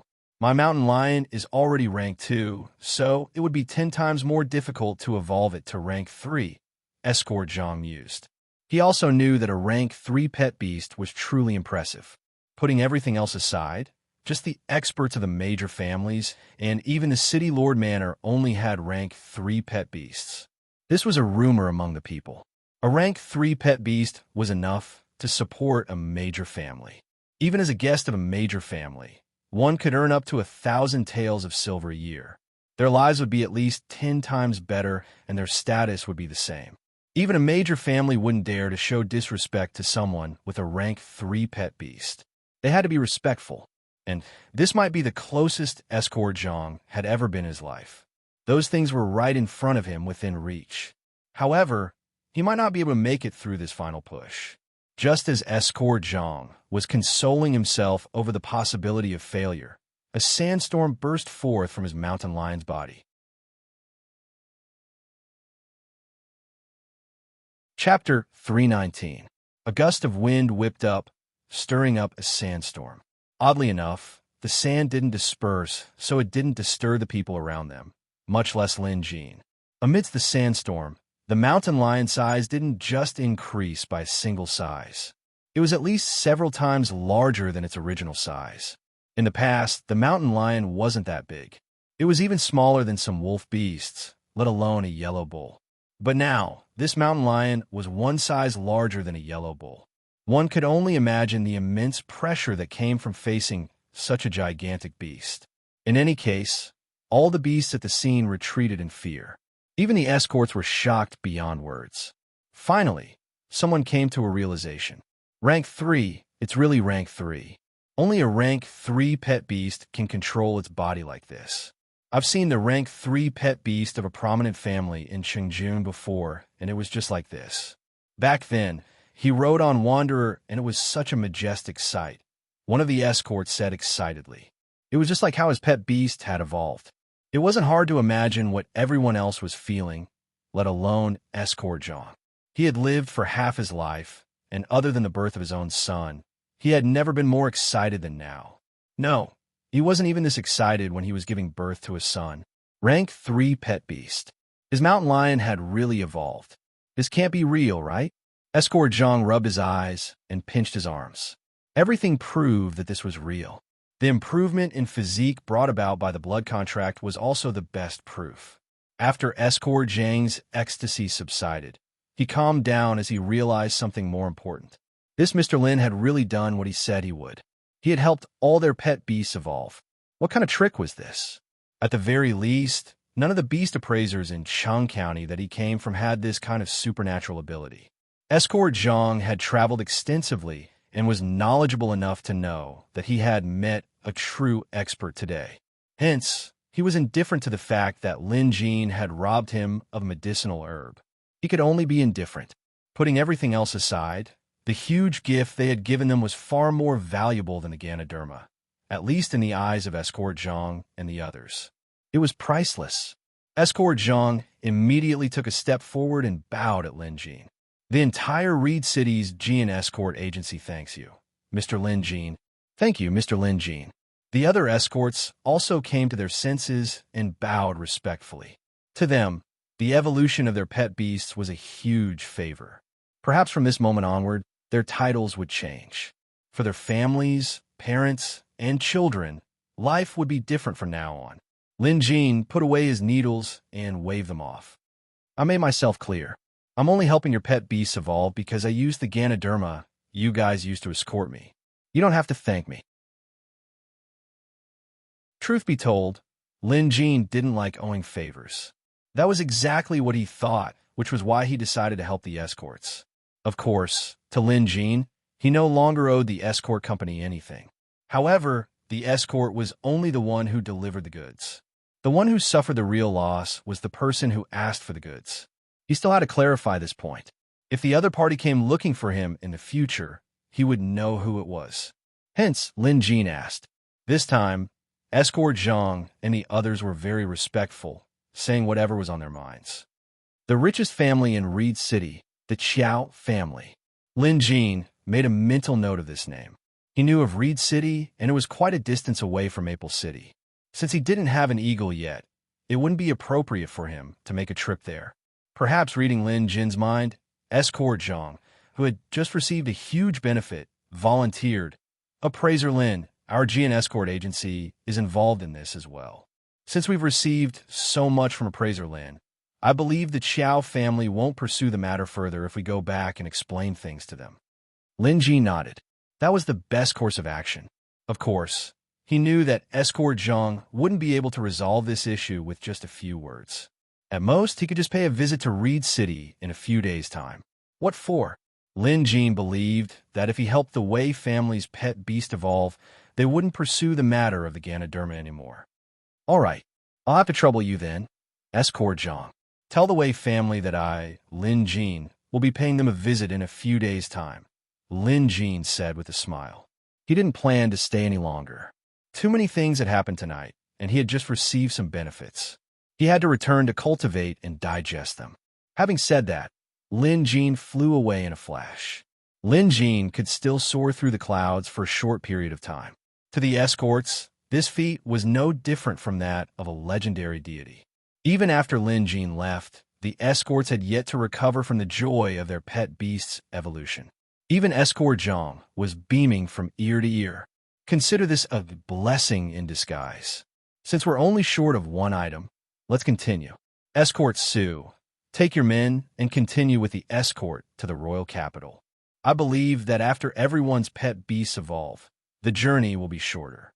Even if we run into any trouble, I believe you guys can handle it. After a pause, Escort Zhang continued. As for me, I'll return to Reed City immediately and explain the situation to the Qiao family. Appraiser Lin is a man of remarkable abilities. I'm sure the Qiao family won't make things difficult for us once they find out. With that, we'll be out of trouble this time. Escort Zhang had clearly thought things through. At this, the other escorts nodded in agreement. And so, they split into two groups that very night. One group would continue with the escort to the royal capital, while the other group, which was Escort Zhang, would return to Reed City alone. Back to Lin Jin. After returning to his courtyard in Maple City, he returned to his room and sat down cross-legged. That night, his gains were unimaginable. Setting aside the golden crow feather, which he had to refine for Goldie, the flying dragon's blood that was swallowed by the gigantic catfish wasn't as simple as it seemed. After obtaining the blood, Lin Jin learned about the flying dragon's condition. A rank 5 fire dragon with a strong bloodline was of the fire attribute. The Museum of Deadly Beasts had a lot of information about this fire dragon, including several evolution methods. Unfortunately, this guy had already become food for another terrifying beast. Lin Jin couldn't tell what that gigantic catfish was. Moreover, that thing was too terrifying. To be able to swallow a rank 5 pet beast in one gulp, it must be at least a rank 6, right? This blood was of great use to Lin Jin. He could give most of it to Xiao Hua to strengthen his Dharma body. Of course, Lin Jin could also save some for his own use to refine some minor spells. Lin Jin had learned a lot from old Taoist Wu Qian's ancient edict amulets. The Mountain Edict amulet was one of the 5 elemental earth amulets. Now, Lin Jin planned to refine a 5 elemental fire amulet. Of course, this 5 elemental fire amulet didn't require any paper. He only needed to guide the tinder into his psyche, and when needed, he could activate it with his mana. Lin Jin had learned the exact technique from studying the Divine Sword Scroll and the Cloud Mist spell. Of course, the 5 elemental fire amulet Lin Jin created wouldn't be as mystical as the Cloud Mist spell, but it was still a small skill. Lin Jin worked all the way until the sun rose. Only then did he have an idea. With a thought, a small flame appeared on his finger. This flame was just an ordinary flame with a mottled hue. It wasn't pure. Then, Lin Jin whispered, "Dragon fire." This time, he used that drop of dragon blood. The impurities in the flame were immediately removed, revealing a crimson-green color.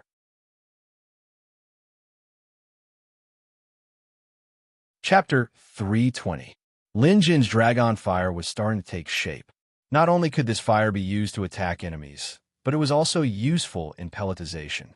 To Lin Jin, this wasn't the only benefit he gained from this incident. His spirit energy volume had doubled after experiencing 2 instances of heaven and earth suppression. Lin Jin's spirit energy volume had now exceeded 100 stones. Although he hadn't measured it, Lin Jin was sure of it. As for how much, he guessed it to be around 120 or 130 stones. This was already a terrifying amount of spirit energy.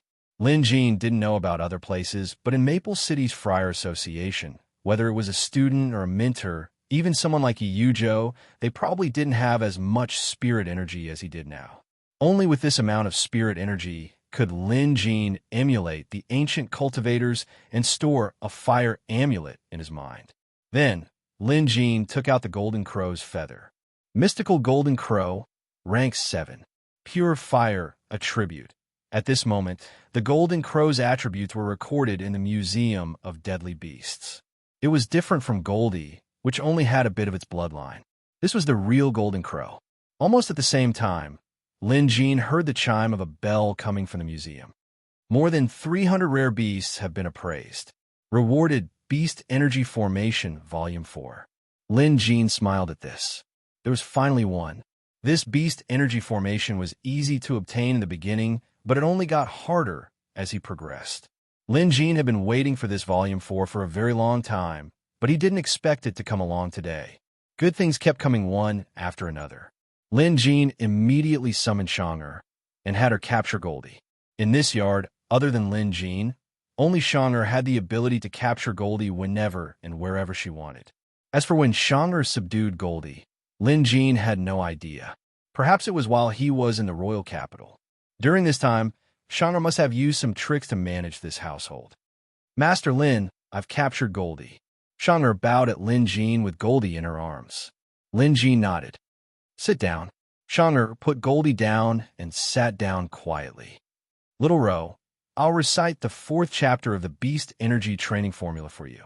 Memorize it, and then you can start cultivating. If there's anything you don't understand, you can ask me. Lin Jean didn't have time to copy down the contents of the 4th part of the energy formation, but Shang'er had a photographic memory. She only needed to read it once, and she would remember it without missing a word. Shang'er's eyes lit up at the mention of Lin Jin's painting. She had already memorized the first 3 chapters of the Beast Energy Training Formula by heart and had cultivated all of them. Because of this, she knew very well how magical this cultivation method, which was specially made for ferocious beasts, was. Shang'er had been stuck in her current realm for a very long time now. Although she had been making breakthroughs and spells, her realm was still the same as when she first met Lin Jean. She herself was also anxious about this matter. Now that she had the 4th part of the ferocious beast energy training technique, Shang'er felt as if she had found a treasure. She was just one step away from the door. With this technique, she would be able to advance to the next level. Master Lin, I'll be going down to cultivate. Shang'er was getting impatient. Understanding, Lin Jean nodded. He also told Shang'er that she didn't need to help out at the association for the next few days. She just needed to cultivate at home. After Shang'er left, Lin Jean and Goldie stared at each other. Goldie curled up on the cushion, waiting for Lin Jin's instructions. Lin Jean looked at the rising sun outside the window and said, "The timing is perfect. The sun has just risen and the clouds have set. It's the perfect time to give you this feather." Goldie obviously didn't understand what he meant, but Lin Jean understood. The golden crow's feather was too domineering even for Goldie. Lin Jean couldn't give it to him at night or during the day. Noon was the time when yang energy was at its strongest and Goldie might not be able to handle it. Only when the sun was rising would Goldie be able to withstand the golden crow's feather's energy. It might just be a feather, but if things went well, Goldie might one day metamorphose into a true golden crow. To Lin Jean, this was of utmost importance. In terms of maturity, even Xiao couldn't compare to Goldie. Just the thought of being able to command a golden crow in the future filled Lin Jean with anticipation. No matter how powerful his opponent was, Goldie could burn them to ashes. What Lin Jean had to do now was important, but it was simple. He just had to plant this feather on Goldie's body. With its constant nourishment, Goldie should be able to fully assimilate the feather's energy during his next evolution. The metamorphosis would then take place during his evolution. Of course, there was a chance that he might fail due to bad luck. But to Lin Jean, failure was nothing. At most, Goldie would still be Goldie. But if he succeeded, he would become a golden crow that he could control. Planting the feather was a simple task, especially since Lin Jean had mastered the pulse-seeking technique. It only took him a few moments to complete the task. Goldie only felt a slight discomfort, but since the feather was on his back, he couldn't reach it. After turning to look at it, he decided to ignore it. Although he hadn't slept for an entire night, Lin Jean didn't feel tired at all. Instead, he was full of energy. He first went to the beast pen to treat Zombie Cthulhu before eating Little Five's breakfast. Then, he went to the Beast Appraisal Association on time. At noon, Zhuo Wentong came looking for him. By the looks of it, Chu Wenji and Tilly must have settled down. "Chief Lin, let me treat you to a meal," Zhuo Wintong said happily. Zhuo Wintong said happily as soon as he arrived. As there were outsiders, he addressed Lin Jin as President Lin, and Lin Jin addressed him as Steward Zhuo. This was also Zhuo Wintong's suggestion. Clearly, he didn't want others to know how close he was to Lin Jin, as he was afraid of arousing suspicion. Lin Jin knew that Zhuo Wintong had something to say to him, so he gladly agreed. This time, Zhuo Wintong didn't invite Lin Jin to some Grace Pavilion. Instead, they booked a private room in a well-known restaurant in Maple City. After ordering a few dishes and a pot of aged wine, they began eating. Lil Bro Lin, thank you so much for your help last night. I spent the entire night helping them settle down before rushing back. Indeed, City Lord Bai asked me about this matter, and I reported it truthfully. If City Lord Bai were to ask about this matter in the future, please don't let it slip, all right? Zhuo Wintong was clearly feeling a little guilty and was feeling a little worried right now. Lin Jin smiled. Of course not. Don't worry, Brother Zhuo. I'll keep my mouth shut about this. I believe you. Zhuo Wintong poured Lin Jin a glass of wine. But Grace Pavilion definitely won't let this matter rest. And with the death of someone from Grassy Continent's westward country, they'll probably stir up trouble as well. Lin Jin looked nonchalant as he uttered 4 words. Dead men tell no tales.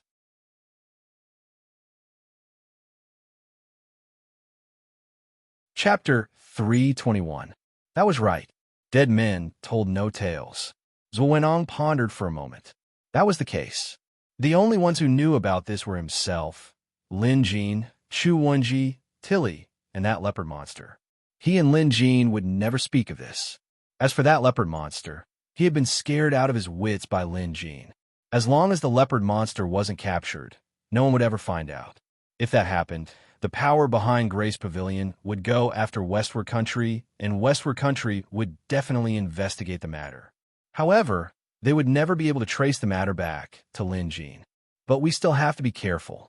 Perhaps there are people like that in this world. But don't worry, Brother Zhuo. If something really does happen, I will think of a way to resolve it, Lin Jin said, noticing Zhuo Wintong's concern. Zhuo Wintong was stunned. Then, he said in dissatisfaction, What are you saying? If that day ever comes, I, Zhuo Wintong, will never let you shoulder the burden alone. Be it good or bad, be it life or death, I will shoulder it together with you, Brother Lin. These words were spoken from the bottom of his heart. Lin Jin didn't ask Zhuo Wintong where Chu Wenji and the others were staying, but Zhuo Wintong took the initiative to tell him. This showed how much he trusted Lin Jin now. Wenji said she's very grateful to you, Brother Lin. Wenji said that she's very grateful to Brother Lin. When are you free? She wants to cook for you personally. I'm not praising her, but Wenji's culinary skills are quite amazing. I know that Brother Lin has a good relationship with Chef God Liao, and I've eaten Chef God Liao's dishes before. To be honest, Wenji's culinary skills are naturally inferior to Chef God Liao's, but she still has her own unique points.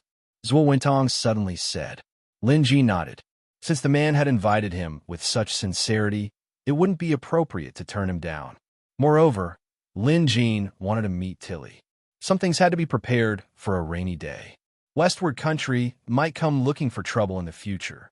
Had it been in the past, Lin Jin would have panicked. But now, he was more experienced. Small countries were no longer a threat to him.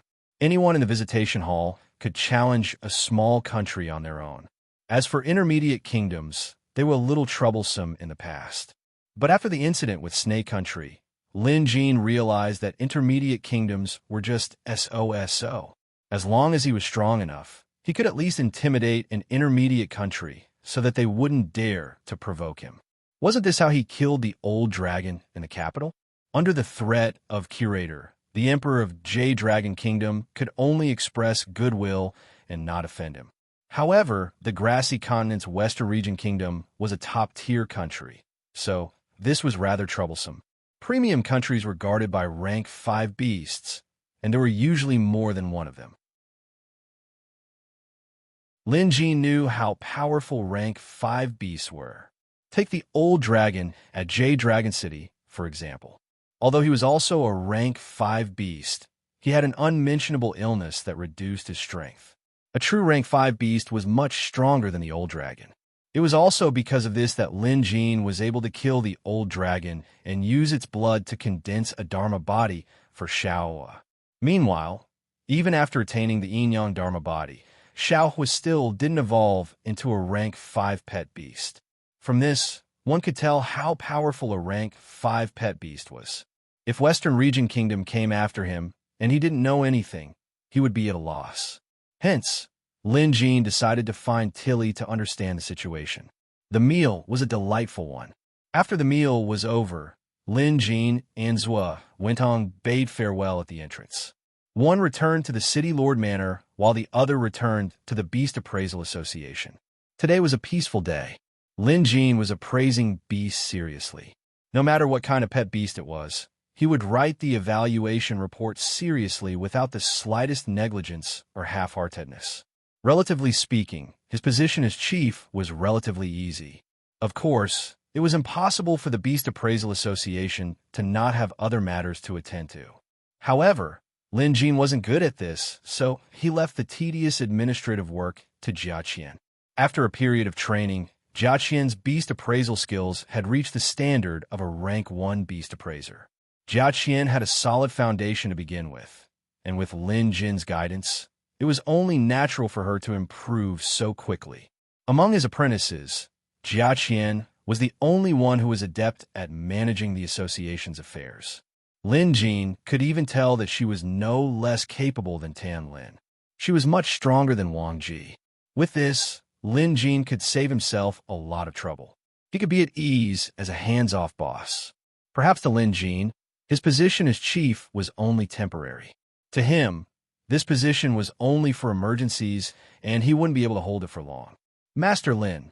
Just as Lin Jin was tidying up the evaluation reports, Jia Qian came in. Behind her was the chubby and smiling Dong He, who was still grinning from ear to ear. Dong He's life hadn't been that great in the past. After Wang Ji was demoted and Tan Lin took over, Dong He's days of hardship began. Although he lost his position as the logistics department's manager and went to the front lines to perform beast appraisals, Dong He's meager skills were still insufficient. First, he steamed a rich kid's pet beast, a crab. Then, he embarrassed himself when a grassy Continent Chamber of Commerce came to visit. He couldn't even sit there as a doctor anymore. Later on, Dong He returned to the logistics department. However, he lost his position as a manager and could only serve as an errand boy. His days were miserable. However, it was also because of this that Dong He's temperament had been tempered. Coupled with the strict discipline from his sister and brother-in-law, Dong He had also devoted himself to learning.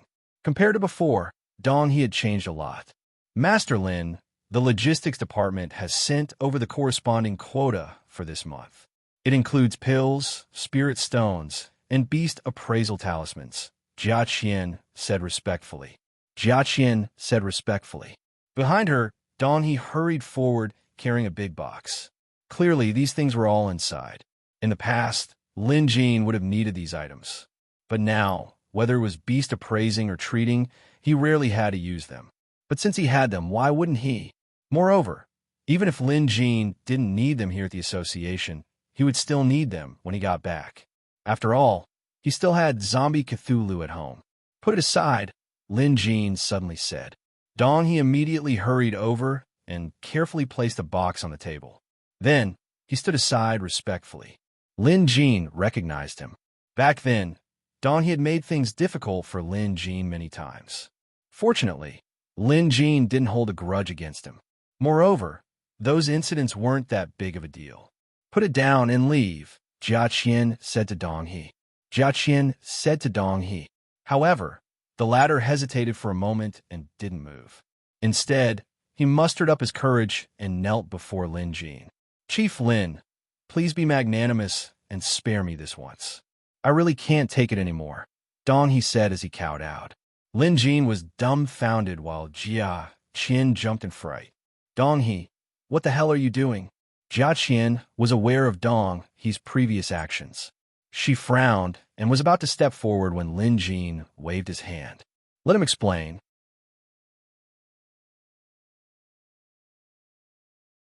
Chapter 322. Dong He's current state was indeed quite pitiful, a stark contrast from his previous domineering self. Although Lin Jin didn't like Dong He, the man was still a member of the Beast Appraisal Association. As the association's chief, Lin Jin had to intervene if something happened. Upon hearing Lin Jin's words, Dong He seemed to have found his backbone. Then, with tears and snot streaming down his face, he began recounting his pitiful experiences. It turned out that ever since he made a fool of himself, his lackeys had stopped following him. Naturally, Dong He wasn't good at beast appraising, so he couldn't hold consultation halls anymore. At that time, his sister and brother-in-law no longer cared about him, so Dong He had no choice but to return to the logistics department to do odd jobs. One could imagine that when a former manager was reduced to doing odd jobs, the drastic change in his mentality was not something an ordinary person could bear. Fortunately, Dong He was able to handle it. The problem was, while he could handle it, he couldn't stand being bullied by others. Initially, no one dared to bully Dong He. But the problem was that just a few days ago, his biggest backer, his brother-in-law, an elder of the association, had been transferred to the capital. His sister had naturally followed him there. And so, without the protection of his backer, Dong He's life took a sharp turn for the worse. Especially after Lin Jin returned as chief, almost everyone in the association knew about the grudge between Dong He and the current chief Lin. Naturally, there were some who wanted to make a move on Dong He to curry favor with Chief Lin. As Dong He explained, Lin Jin understood what was going on. Now, many people in the association were deliberately making things difficult for Dong He, just like how Lin Jin had made things difficult for others back then. Dong He admitted it himself. After all, this was how he made things difficult for others back then. Hence, Lin Jin had nothing to say about retribution. However, some things went too far. President Lin, Dong He, have done some immoral things in the past. It's my fault, and I admit it. It's fine if they make things difficult for me. But now, Manager Zhang of the logistics department, he's even worse than I was in the past. He dares to do things that I don't dare to do. And he's really ruthless to me. He doesn't even treat me as a human. In the past few days, I've been on duty in the warehouse for a few consecutive nights. He doesn't even let me rest.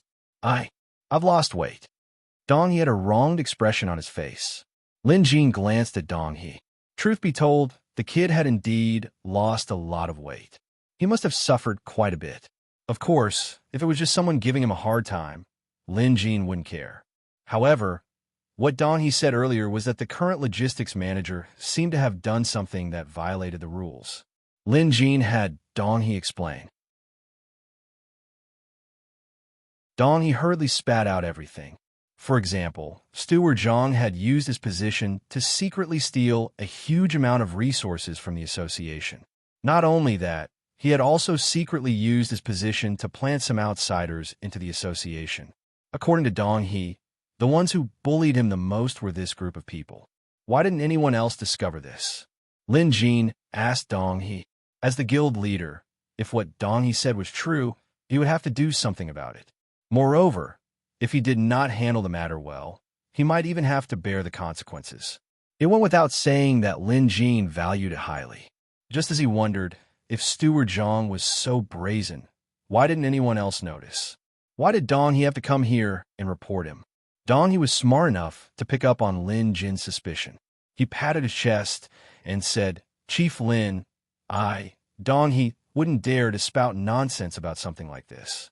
Others might not know about it, because Steward Zhang is a meticulous man. But no matter how good he is with his accounts, there are still problems. He can't fool me. Think about it, who am I?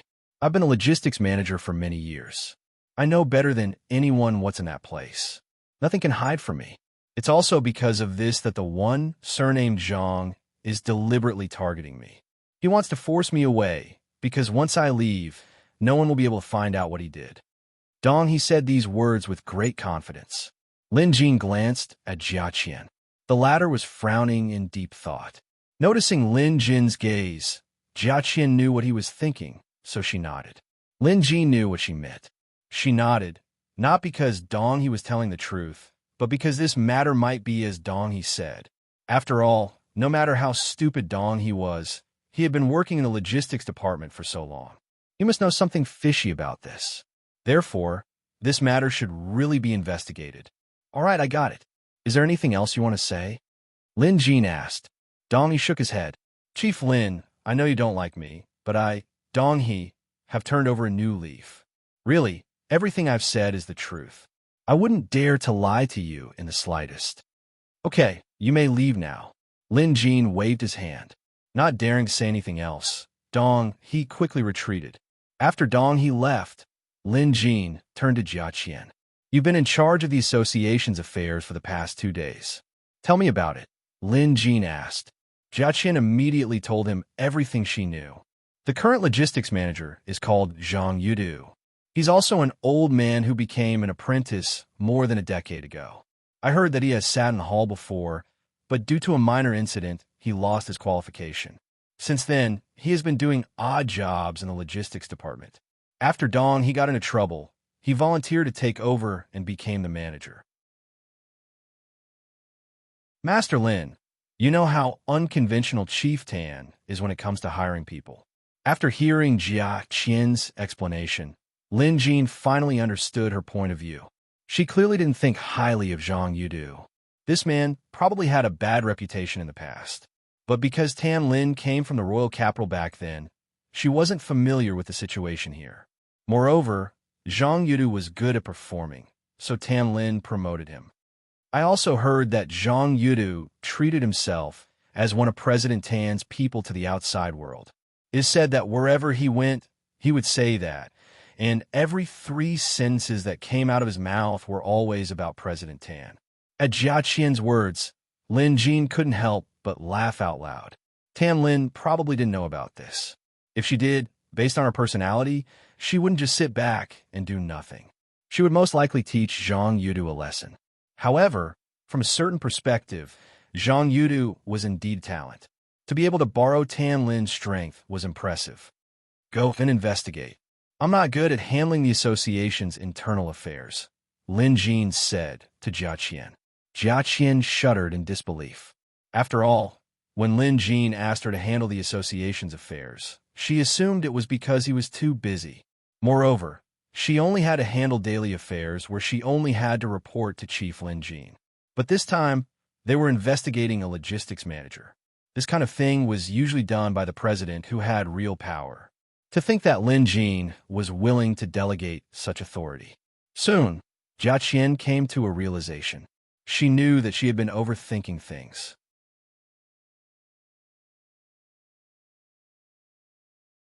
Chapter 323. This so-called authority might be a treasure to others, but to Lin Jin, it wasn't. Lin Jin's main goal was to improve his beast appraising knowledge, so he wouldn't care about other miscellaneous matters. As for this so-called authority, it wasn't something that could distract someone like Lin Jin. In other words, Lin Jin trusted Jia Qian. Otherwise, he wouldn't have entrusted such an important task to her. Jia Qian bowed and said, Master Lin, I'm afraid I won't do a good job. Lin Jin smiled. Just do as I say. Unless you want me to send Xiaoyun there? Jia Qian was stunned.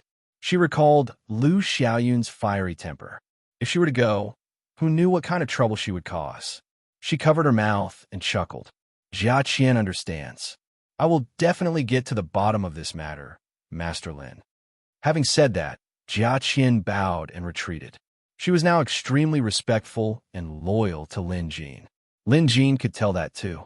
After Jia Qian left, Lin Jin continued organizing the evaluation reports. When he was almost done, he called for Zhao Ying and had her file them away. Next, Lin Jin looked at the box Dong he brought. There were quite a few intermediate-grade spirit stones alone. In addition, there was also this month's salary, a total of 50 taels. As chief, Lin Jin's salary was probably the highest in the association. Other than these, there were also many pills and medicinal herbs in the box. They were all sorted out, and there were at least 20 to 30 types. Most of them were for daily use, but there were also some rare herbs. After a glance, Lin Jin knew that the items in the box didn't add much, but there was no doubt that these items had been meticulously selected. It was probably Dong He's handiwork. Lin Jin obviously needed these items right now. To his surprise, he saw a set of tomb moss in the box. This herb was rare. This was especially true for high-quality tomb moss. This herb was usually used to treat attribute pet beasts. Coincidentally, Lin Jin had been recuperating zombie Cthulhu's body recently, so this would come in handy. Dong he had stumbled upon it by accident. This tomb moss is of such high quality that it wouldn't usually be distributed. Even in a medicine hall, it's considered a premium item. I wonder where Dong he got it from. Could it be his private stash? Lin Jin mumbled to himself. In fact, he had guessed correctly. Somewhere in the association, Dong he muttered to himself with a pained expression. This time, I've given away one of my best medicinal ingredients. President Lin should be able to tell, right? Dong he had a conflicted look on his face. He knew very well that the bag of tomb moss was a high-grade item that could only be found by chance, not sought. If it was placed in the medicine hall, it wouldn't even be for sale. It could be used as the treasure of the shop. If they were to sell it, the price would be more than 20 times more expensive than normal tomb moss. Perhaps it was only 100 taels of silver. However, things didn't work that way. Some things couldn't be bought even if one wanted to. For example, this top-grade tomb moss. Many beast appraisers racked their brains trying to get their hands on it, especially for pet beasts with dark attributes. Dong had been working as a steward in the logistics department for many years. Although he did embezzle some of his benefits, he was still a coward and didn't dare to rake in a huge fortune. Still, he managed to get his hands on some good stuff. For example, this top-grade tomb moss. It was considered a rare treasure in his collection. This time, Dong he had mentally prepared himself by placing it in Lin Jin's box. He knew that it was impossible to change Lin Jin's opinion of him so quickly. But it didn't matter. After his sister and brother-in-law left for the royal capital, they wrote him a letter. There was only one thing written in the letter. He had to curry favor with Lin Jin. No matter what, even if he had to kowtow to Lin Jin every day, he had to curry favor with him. At the very least, he couldn't let Lin Jin bear a grudge against him. This was what Dong he thought. He didn't know why his sister and brother-in-law wrote him this letter, but he knew very well that he couldn't afford to offend Lin Jin now. After all, Lin Jin was no longer the same as before. He was now the esteemed chief. Although Dong he was dumb, he knew that dripping water could wear away a stone. The top-grade tomb moss was only his first step. He still had other similar items in his possession. Dong he had made up his mind. If he wanted to live a good life, he had to curry favor with Lin Jin. Hence, even if he had a hand over all of his good stuff, he was willing to do so. While he was deep in thought, someone smacked Dong he on the head. "Damn fat pig. Can't you see where you're going?" Someone said viciously. Dong he looked up and his heart skipped a beat. What he feared had happened. He was too focused on walking that he didn't notice that he had accidentally bumped into Zhang Yudu. This was insanity. Zhang Yudu would always mess with Dong he when he was free. Now that he had run into trouble, things wouldn't end so easily. Fortunately, Dong he had seen much of the world. He had lost all kinds of face, so he could only admit defeat at this time. He immediately bowed in apology. "Manager Zhang, it's all my fault. I was blind when I was walking and offended Manager Zhang. Please be magnanimous and don't lower yourself to my level." His attitude was quite humble. Dong he thought that Zhang Yudu would let him off, but to his surprise, a slap landed on his face. The slap was so heavy that Dong he felt a searing pain on his face. His pet beast behind him immediately growled, but was restrained by Dong he. Across from him, the mustached Zhang Yudu wore a grim expression. "Dong he, who do you think you are? Do you think you'll be fine after offending someone by saying something so insignificant?" Zhang Yudu waved the slap in his hand. "This slap is to teach you a lesson. After all, you used to be a manager, but you failed to live up to expectations and went down the wrong path. You even made things difficult for our current chief. With this, do you still expect to live a good life in the Beast Appraisal Association? I advise you to leave as soon as possible and make a living on your own." Having said that, he scoffed, flicked his sleeves, and left. The few people who followed Zhang Yudu also looked proud. It should be known that among these people, There were some who followed Dong he and respectfully called him Brother Dong behind his back every day. At that moment, Dong he felt the burning pain on his face, but he was enlightened. Is this how I used to be? Bullying others and flaunting my prowess. How ugly. Dong he rubbed his face. He didn't show anything on his face. He was probably used to being humiliated. But to be honest, being slapped in public was still a huge blow to him. I deserve it, Dong he mumbled to himself. Then, he glanced at Zhang Yudu's departing silhouettes before hurrying to the logistics department. Zhang Yudu, you've crossed the line even more than I did. I've already been punished. What about you? As the saying goes, if it's not the time, it's not time yet.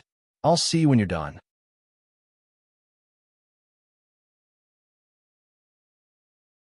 Chapter 324. Inside the yard, Lin Jean stood outside Zombie Cthulhu's coffin. For the past 2 days, Zombie Cthulhu hadn't moved a single inch. However, he wasn't lonely. The Shadow Wolf, Goldie, White Ape, and other beasts in the yard were having fun with him, not to mention the fox cubs, Little 7, Little 8, and Little 9. Every day, the beast pen was the busiest place in the courtyard. Lin Jean checked on Zombie Cthulhu's condition every day. His recovery was much better than Lin Jean had expected, especially now that he had a bag of premium tomb moss. If all went well, Zombie Cthulhu's condition would improve tremendously in 2 days at most. It shouldn't be a problem for him to fully recover. To Lin Jean, this was an urgent matter. After all, he had made a promise to Coffin Man. Moreover, healing the Zombie Cthulhu was a challenge for Lin Jean himself. The museum had provided him with a focused treatment method, and Lin Jean was applying what he had learned. Once a day, he would use acupuncture on the Zombie Cthulhu's acupoints to strengthen his self-healing ability. With the help of medication, the success rate was high. Now that Lin Jean had the premium tomb moss, his chances of success were even higher. All of you disperse, Lin Jean said to the fox cubs and White Ape before turning to Goldie, who was lying on the coffin. And you. After the golden crow's feather was placed on Big Yellow's back, it was obviously anxious. It did not know what was going on, so it wanted to hide in a shady place. Where was the most shady place in the courtyard? Naturally, it was on Zombie Cthulhu's coffin. This place was definitely cold and gloomy. If a normal person were to lie there for a while, the Yin-Shi would invade their body and cause them to fall sick. However, Goldie was different. It had the bloodline of the Golden Crow, and now, it even had a feather of the Golden Crow. Its body was full of yang energy, so the Yin energy that would cause other people to get sick became good medicine for it. Goldie was enjoying himself. When Lin Jean asked him to move away, he was clearly reluctant, so he refused to get up. Left with no choice, Lin Jean picked him up and realized that Goldie's body was really hot. Lin Jean gave it some thought. To Goldie, that golden crow feather was a little too powerful. It was like a potent medicinal pill. Those with weaker physiques might not be able to handle it. Da Huang's physique was not weak, but could not hide the power of the golden crow's feathers. Lie on top of me, Lin Jean suddenly said. He was afraid that Goldie would fall sick too. Fortunately, Xiaohua had a yin-yang dharma body that could emit both heat and extreme cold. As long as he released some cold air, Lin Jin's body would be no weaker than Zombie Cthulhu's coffin. Apart from that, Lin Jin also noticed that after placing Goldie on his shoulder, he didn't feel any discomfort when he channeled Yin energy. Goldie's yang energy was able to neutralize this Yin energy. Stunned, Lin Jin mumbled to himself, "Isn't this the yin-yang body refinement technique?" Yin-yang refinement was one of the body strengthening techniques Lin Jin cultivated. However, due to the harsh requirements, Lin Jin had never tried it before. If Goldie hadn't perched on Lin Jin's shoulder, Lin Jin wouldn't have been able to remember this. Perhaps sensing Goldie's presence, Xiaohua's dharma body split into a palm-sized wolf form. It crawled out of Lin Jin's arm and started playing with Goldie. Lin Jin knocked on the coffin, and Zombie Cthulhu obediently opened it. "You can't stay cooped up in a coffin. Get up and move around." Lin Jin patted Zombie Cthulhu's large head. Zombie Cthulhu's head was about the size of an octopus, so it made a loud smacking sound. Truth be told, Even Shang'er and Little Five were terrified by zombie Cthulhu's appearance. With half of his body out of the coffin, it was a horrifying scene. Shang'er was cultivating the beast energy formation in her room, while Little Five was hiding inside. She really didn't want to see zombie Cthulhu's hideous appearance. White Ape, on the other hand, refused to leave. Although he was frowning, he obediently sat by the side and watched Lin Jean treat zombie Cthulhu. Lin Jean took out the premium tomb moss and stuffed it into zombie Cthulhu's mouth that was full of sharp teeth. "Keep it in your mouth. Don't bite it and don't swallow it." Lin Jean reached in and put the medicine away before patting zombie Cthulhu's head. Zombie Cthulhu's mouth was slightly open, but he didn't dare to close it. Obediently, his chain whips dangled around him, and he looked stiff. He must be very nervous right now. Next up was acupuncture. This time, Lin Jean used more time than usual. After all, he had the premium tomb moss, so he needed time to slowly refine the medicinal effects. Then he used the silver needle to guide the medicine into zombie Cthulhu's body bit by bit.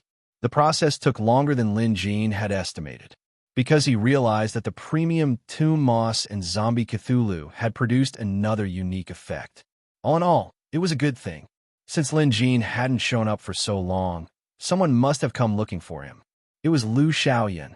Unlike Zhao Ying's calm personality, she had a lively personality. Unable to sit still in the association, she volunteered to look for Lin Jean. As they were already familiar with each other, she pushed the door open and entered without knocking. But the moment she entered, she saw zombie Cthulhu. In an instant, Zhao Ying's scalp went numb, and she almost screamed. White Ape reacted quickly by raising a hand and making a shushing gesture. After the fright, Lu Xiaoyan became curious. Fortunately, she had seen the world before, especially when she saw Lin Jean around. With Lin Jean around, she was relieved. Even though the monster looked terrifying, it was definitely not dangerous. With that, she calmed down and quietly approached to take a closer look. Lin Jean was focused on the acupuncture, so he couldn't be bothered with Lu Xiaoyan, so he let her watch. Lu Xiaoyan was so captivated by Lin Jean's exquisite acupuncture technique that she forgot that she was here to bring Lin Jean back to the Beast Appraisal Association. Instead, she focused all her attention on Lin Jean. Coincidentally, other than Lu Xiaoyan, her brother, Lu Yunhe, was here today too. Recently, Lu Yunhe's pet beast, Lu Ba, had been experiencing some problems. It was shedding, and it wasn't just any shedding. It was very serious. What used to be a mighty lion was now like a mangy dog, mottled all over. This made Lu Yunhe extremely frustrated and exasperated. For the next few days, he didn't dare to bring Lu Ba around anymore. It was embarrassing enough just to walk on the streets like this. After all, Lu Yunhe was a celebrity in Maple City. He owned a rank 3 pet beast and was currently ranked among the top 4 experts in the Friar Association. He had brought Lu Ba to visit other beast appraisers as well. Back then, Lin Jean hadn't returned yet, and Lu Ba's shedding wasn't as serious as it was now, so Lu Yunhe didn't think much of it. But after a few treatments, not only did the condition not improve, but the shedding symptoms worsened instead. Lu Yunhe couldn't keep his cool anymore. This time, he made up his mind to bring Lu Ba to the Beast Appraisal Association to seek Lin Jin's treatment. However, since Lin Jean wasn't there today, Lu Yunhe didn't want to wait any longer, so he decided to go all out and headed straight for Lin Jin's house. At the entrance, Lu Yunhe noticed that the door to Lin Jin's yard wasn't closed. Curious, he poked his head in and saw his sister, Lu Xiaoyan, standing inside.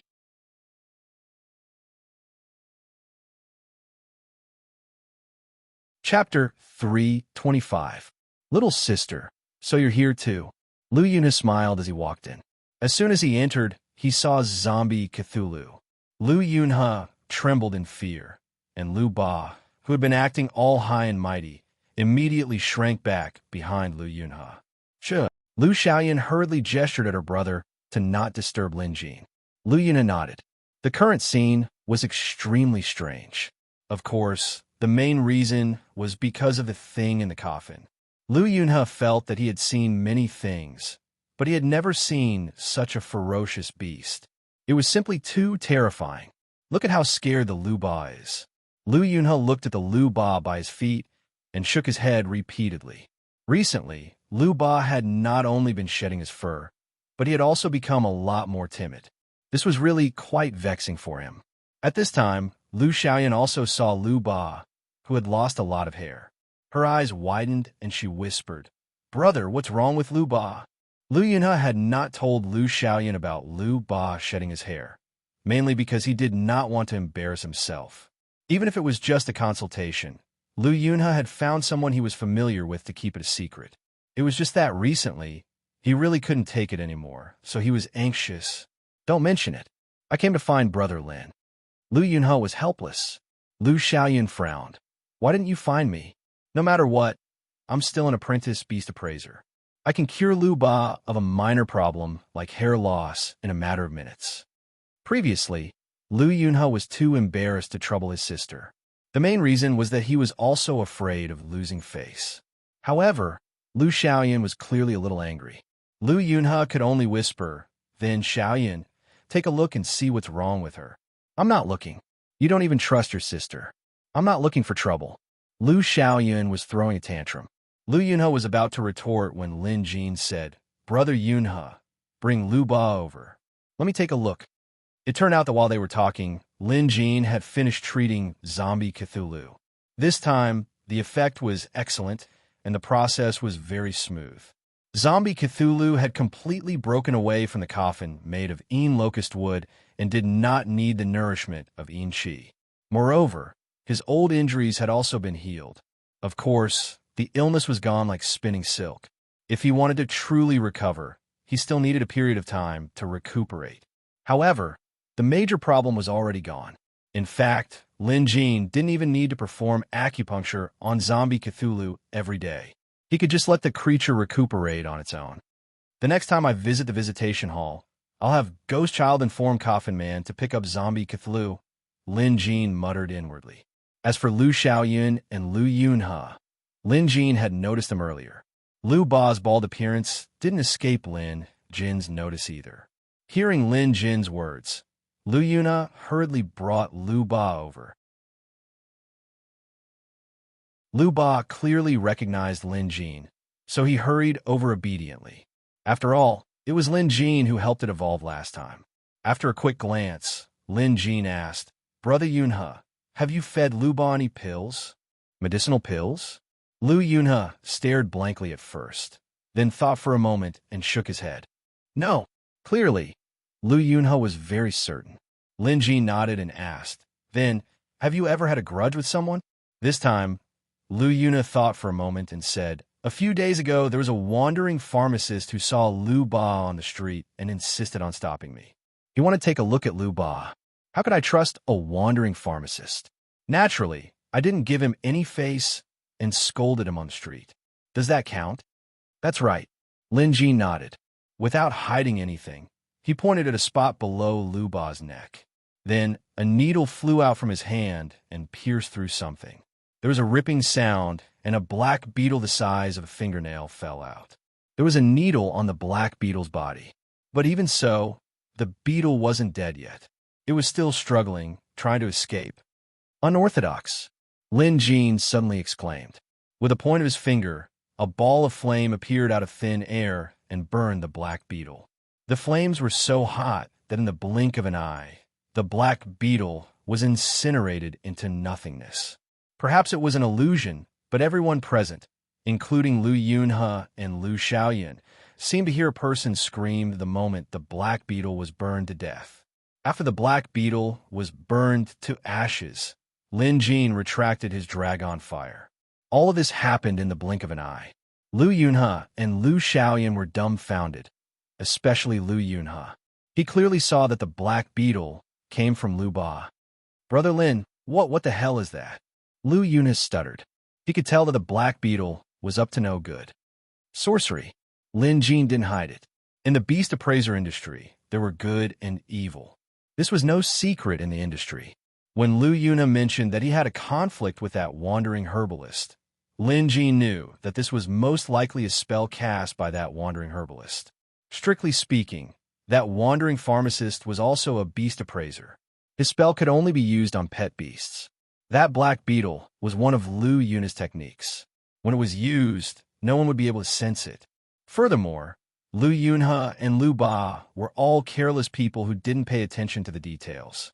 Thus, they didn't even know that they had been struck by the black beetle. While it was only shedding his fur, if this continued, Lu Ba wouldn't just be shedding his fur. The most troublesome thing was that most beast appraisers wouldn't be able to tell. The only reason Lin Jin could was because he was highly skilled, far surpassing other beast appraisers of the same rank. After figuring out what was going on, Lu Yunhe was infuriated. That be asterisk starred. I only scolded him a little, and he resorted to such a vicious spell. Lu Yunhe gritted his teeth. Lu Ba was his lifeblood. If anything happened to him, his life would be ruined. It's not that simple. Lin Jin chuckled. If he released a blood contract insect formed from half of his cultivation just because he was scolded a little, he'd be a fool. The blood contract insect was a spell only demonic beast appraisers knew of. Moreover, the requirements to create one were extremely stringent. It was so stringent that out of 10 people, only 2 could succeed. Moreover, they had to go through all sorts of pain. Generally speaking, the purpose of a blood contract insect is to steal another person's pet beast. In other words, the other party has taken a liking to Lu Ba and wants to take him away. Once Lu Ba's fur is gone, the blood contract insect will burrow into his brain. Then, he'll be completely under the other party's control, and the blood contract will automatically be broken. Lin Jin's words sent chills down Lu Yun's spine. The more he thought about it, the more afraid he became. If he didn't encounter Lin Jin, he would be in deep trouble. Lu Ba was now a rank 3 pet beast, and according to Lin Jin, he had great potential. If he was taken away just like that, Lu Yunhe wouldn't even have a place to cry. But you don't have to worry anymore. I've broken his blood contract insect spell and burned that evil insect. Lu Ba will be fine now. He just needs to eat, drink, and stay in the sun. In half a month, his fur will grow back. Lin Jin reassured Lu Yunhe. Lu Yunhe could tell that Lin Jin was being nonchalant, but things couldn't be that simple. Beside him, Lu Xiaoyan asked directly, "Master Lin, we clearly heard a scream just now. That definitely wasn't an insect's cry." Lin Jin nodded. Blood contract insects are dangerous to create, and the caster has to sacrifice half of their cultivation. Now that my dragon fire has burned everything, that person's soul must have been damaged too. How could he not scream? Only then did Lu Yunhe realize that Lin Jin had just used a fire spell. That flame was clearly only a small cluster, but it gave off an enormous deterrent force. Furthermore, even from far away, one could feel the scorching heat. It was definitely not an ordinary flame. Right? Lin Jin mentioned dragon fire. Meanwhile, Lu Xiaoyan was worried about something else. Phew, Lin Jin smiled. That's for sure. But since they were the ones who started it, they can't blame others for breaking their spell. It's fine. If they want revenge, they should come after me.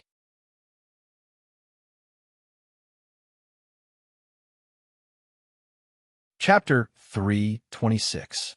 Lin Jin spoke nonchalantly, but Lu Yunhe and Lu Xiaoyan were shuddering at his words. That blood contract worm was so mysterious that even someone like Lu Yunhe couldn't detect it. If Lin Jin hadn't seen through it and used his supernatural powers to break it, they might not even know Lu Ba had been kidnapped. Lu Yunhe was a loyal man, especially to Lin Jin. They still dared to come for revenge? Lu Yunhe fumed. I'm afraid they won't come. If they do, I won't let them get away with it. Lin Jin smiled without saying a word. Coincidentally, he had other matters he needed help with. Lu Yunhe was well informed in Maple City, so he might as well ask him first. What Lin Jin wanted to ask was to find a bigger place to stay. This small yard was no longer big enough for everyone. However, Lin Jin had no idea where to start looking for a house, so he entrusted it to his friends to help him ask around. Zhuo Wentong should have been the most useful person to talk about this, but unfortunately, Lin Jin hadn't thought about it back then. Lin Jin remembered Lu Yunhe's visit, so he mentioned it. Oh, I see. Lu Yunhe scanned the yard. It was more than enough for Lin Jin alone, but with so many people, it would be a little cramped. Brother Lin, don't worry. Leave it to me. Although Lu Yunhe had no idea, he was a loyal man who would agree first and think of a way to get it done. There's no hurry. Just help me ask around. Lin Jin understood Lu Yunhe's personality. Now that the matter was settled, zombie Cthulhu could be left at home to recuperate slowly. Lu Yunhe's Lu Ba wouldn't shed anymore, so it would recover in a few days. However, Lin Jin didn't tell Lu Yunhe and Lu Xiaoyun about the demonic appraisers. This matter was actually quite troublesome. After all, as an official beast appraiser and chief of Maple City's Beast Appraisal Association, Lin Jin had access to much more information than the others. Among the secret letters headquarters sent to their branches, there was information about the Demonic Appraisal Association. To put it bluntly, the Demonic Appraisal Association was formed by a group of beast appraisers. However, most of them were either devious beast appraisers or beast appraisers who studied demonic spells. They obviously had no qualms about doing things. Just like what happened to Lu Yunhe, the culprit had clearly planned everything and found an opportunity to cast a spell on Lu Ba. Moreover, the culprit was a brilliant one that most people wouldn't be able to tell. Had it not been for Lin Jin, Lu Ba might have lost his pet beast. This would depend on the culprit's plan. If he was willing to Lu Ba, Lin Jin wouldn't let him off. If the culprit wanted Jin Lin, Lu Ba, Lu, Cthulhu, Lu, and Lu Lin, Lin Jin, Jin Lin, and Jin Lu, Jin Lin, Lin, Ba, Jin Lin. However, the members of the Demonic Appraisal Association were not to be trifled with. They would never fight head-on. Instead, they would stab people in the back and use demonic spells, making it hard to defend against them. Even an expert like Lu Yunhe wouldn't be able to do anything to them. Lin Jin naturally paid close attention to this matter as well. He patted Lu Ba's almost bald head and left a refined needle on him. With this, Lin Jin would know immediately if Lu Ba was attacked by demonic spells again. Following Lu Xiaoyun back to the association, Lu Yunhe bade farewell, and Lin Jin began another busy day. In the afternoon, Jia Qian came over to inform him of something. She had secretly investigated the logistics department situation and found out that what Dong He said yesterday was true. Dong He isn't a good person, but that Zhang Yudu is even worse. These were Jia Qian's exact words. She had only found a small portion of the list, but it was enough to make Lin Jin frown. The reason was simple. Ever since Lin Jin took office, Zhang Yudu had become even more unscrupulous. Not only did he embezzle money, but he also embezzled the association's inventory. Just as Jia Qian said, Zhang Yudu was worse than Dong He. Lin Jin didn't doubt Jia Qian's findings. After all, the evidence was conclusive. Moreover, with Jia Qian's personality, she wouldn't resort to trickery. Let's go. Lin Jin got up. Knowing that Lin Jin was going to deal with Zhang Yudu, Jia Qian took the evidence she had gathered and left with Lin Jin. Without even calling for the association's law enforcement team, Lin Jin and Jia Qian arrived at the logistics department. This sudden attack had obviously thrown the logistics department into a frenzy. When someone saw Lin Jin, he immediately got up and went over to speak. He was going to tell Lin Jin that the chief was here. He was going to inform the people inside. But how could Lin Jin let him have his way? A silver needle flew over and pierced into an acupoint on the man's throat. The man couldn't make a sound. His body went numb, and he couldn't move. Ignoring the man, Lin Jin walked past him and entered the logistics department. There were quite a number of people there as well. There were people running errands and apprentices here to collect their items. There were at least a dozen people in the lobby. Lin Jin walked in just like that, startling everyone. Chief Lin, why are you here? A logistics department manager jumped in fright and hurried over. He was clearly panicking, because at this time, their manager, Zhang Yudu, was unsurprisingly taking inventory of the newly delivered goods. Moreover, Zhang Yudu would definitely tamper with the goods when they entered the warehouse and take away the good stuff first. This was already a routine, and this manager happened to be in cahoots with Zhang Yudu, acting as a cover in the front hall. However, he didn't expect Chief Lin to come in without a word. This made sweat break out on his face. The people who came to collect their supplies were stunned. Some were confused while others seemed to have thought of something and looked like they were watching a good show. Where's Manager Zhang? Lin Jin didn't stop as he headed for the back hall. This frightened the butler. He wanted to stop Lin Jin, but he didn't have the guts to. All he could do was follow behind him. However, Lin Jin was moving so quickly that before the butler could say a word, Lin Jin had already reached the back hall and pushed the door open. The door was locked. But how could this stop Lin Jin? He exerted a little force, and the door immediately shattered. The door bolt broke into 2 pieces and fell to the ground. At the same time, Lin Jin pushed the door open and entered. It's over. The manager was trembling. Even if he notified Lin Jin now, Manager Zhang wouldn't be able to salvage the situation in time. And even if he could salvage the situation, what could he do? Today, President Lin had clearly come for the logistics department. From the looks of it, he must have known something. Moreover, the storeroom seemed to be well managed and the accounts were neat and tidy. There was nothing wrong with it, but this kind of thing couldn't be investigated. If it was investigated, something bad would definitely happen. Putting aside the butler's thoughts, Lin Jin had already arrived at the storeroom's entrance with long strides. Zhang Yudu and a few others were taking inventory of the goods. Beside them was a small cart containing the supplies that Zhang Yudu was planning to keep for himself. His method was simple: pass off shoddy goods as quality goods and replace them with shoddy ones.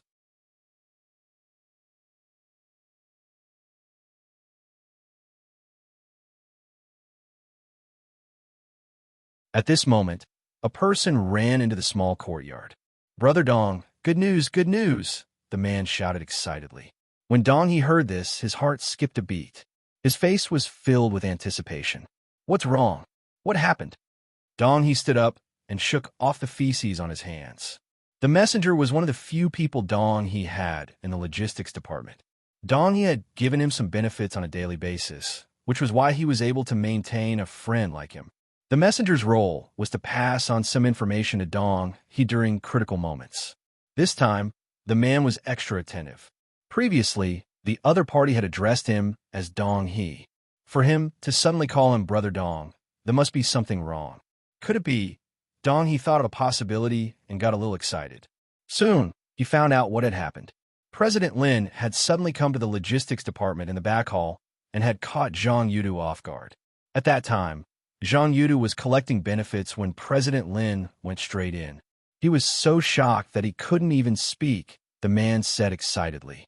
He knew that Dong He had gone to report to President Lin. President Lin must have reacted so quickly because of Dong He's report. Therefore, Dong He might really be able to curry favor with the new president again. If that was the case, it was necessary for him to come and express his goodwill to Dong He in advance. After all, if Dong He could make a comeback, he would definitely need some lackeys and subordinates. When Dong He heard this news, he naturally laughed out loud in excitement. He did not mind the dirt and reached out to touch his face to make sure that he was not dreaming. Then, he looked up at the sky and said, "Zhang Yudu, I knew this day would come for you. Let's see how you clean up after this." "Haha, you won't be able to clean up after all. After all, you're caught red-handed. I'm 100% sure that you will be sent to the authorities and sent to prison." In comparison, Zhang Yudu's ending was much more miserable than his. He still had a chance, but Zhang Yudu definitely had no chance at all. "Brother Dong, do you want to go take a look now?" Dong He was a little tempted by the man's question. However, he had already come to his senses. He knew that no matter what he did, he would never be able to make a comeback. At most, he wouldn't have to be targeted by people like Zhang Yudu and be forced to do these lowly jobs. To him, this was already a good thing. If he was lucky, he could even learn his beast appraising skills again. After all, he had worked as a licensed appraiser before. With a little more effort, he might have a chance to make a comeback in the future. Of course, this comeback referred to becoming an official beast appraiser. "I'm not going." Having thought it through, Dong He waved his hand and sat back down to continue scrubbing the toilet. The man was dumbfounded. "Brother Dong, you're..." Dong He didn't even lift his head this time. "This matter isn't over yet, so of course I have to continue. Let me give you a piece of advice. You have to follow the rules from now on. Otherwise, you'll end up like Zhang Yudu. Zhang Yudu was indeed done for. There was no doubt about that. Jia Qian would need some time to sort through the loot, and Lin Jin couldn't be bothered to waste any more time, so he returned. However, he arranged for Han Dong and the association's law enforcement team to supervise the investigation. Since their chief had personally given the order, no one dared to be careless. In the end, they found out how much Zhang Yudu had stolen and searched his home. They found many more items worth more than a few thousand silvers. Zhang Yudu was then escorted to the authorities. Lin Jin didn't even have to greet them. He believed that the authorities would punish him harshly. Moreover, no one would dare to greet them and ask them to give Zhang Yudu a lenient sentence. If someone was really that stupid, Lin Jin wouldn't mind looking for Zhuo Wenong or Bai Jinkong. By the afternoon, things had settled down. Lin Jin was reading. Beside him, Zhaoying was in charge of tidying up today's evaluation reports. She was the best at meticulous tasks like this, and Lin Jin felt most at ease. For example, it was best not to hand such tasks to Liu Xiaoyun because the latter would often make mistakes. In addition, Zhaoying was great at making tea. Lin Jin's teacup would be filled to the brim once it was empty anyway. Jia Qian came in and informed Lin Jin of the results. Lin Jin nodded. He didn't care much about the association's internal affairs anyway. It was fine as long as he knew the results. Jia Qian knew that Lin Jin didn't care, so after a moment's thought, she said, "Master Lin, Zhang Yudu has been escorted to the authorities, but the logistics department can't stop operating. We still need to appoint a manager to take care of things." Lin Jin was stunned. He had completely forgotten about this. He was so focused on getting rid of Zhang Yudu that he had no idea what to do with his successor. Just as Dong he had predicted, no matter what happened, Lin Jin would never allow someone like Dong he to take over. Lin Jin never had such thoughts in his mind. However, someone had to take care of the logistics department. But now, Lin Jin was at his wit's end. Suddenly, he looked up and saw Jia Qian. "Got it." Lin Jin coughed softly and said, "I don't have a suitable candidate right now. Why don't you take over for now, Jia Qian?"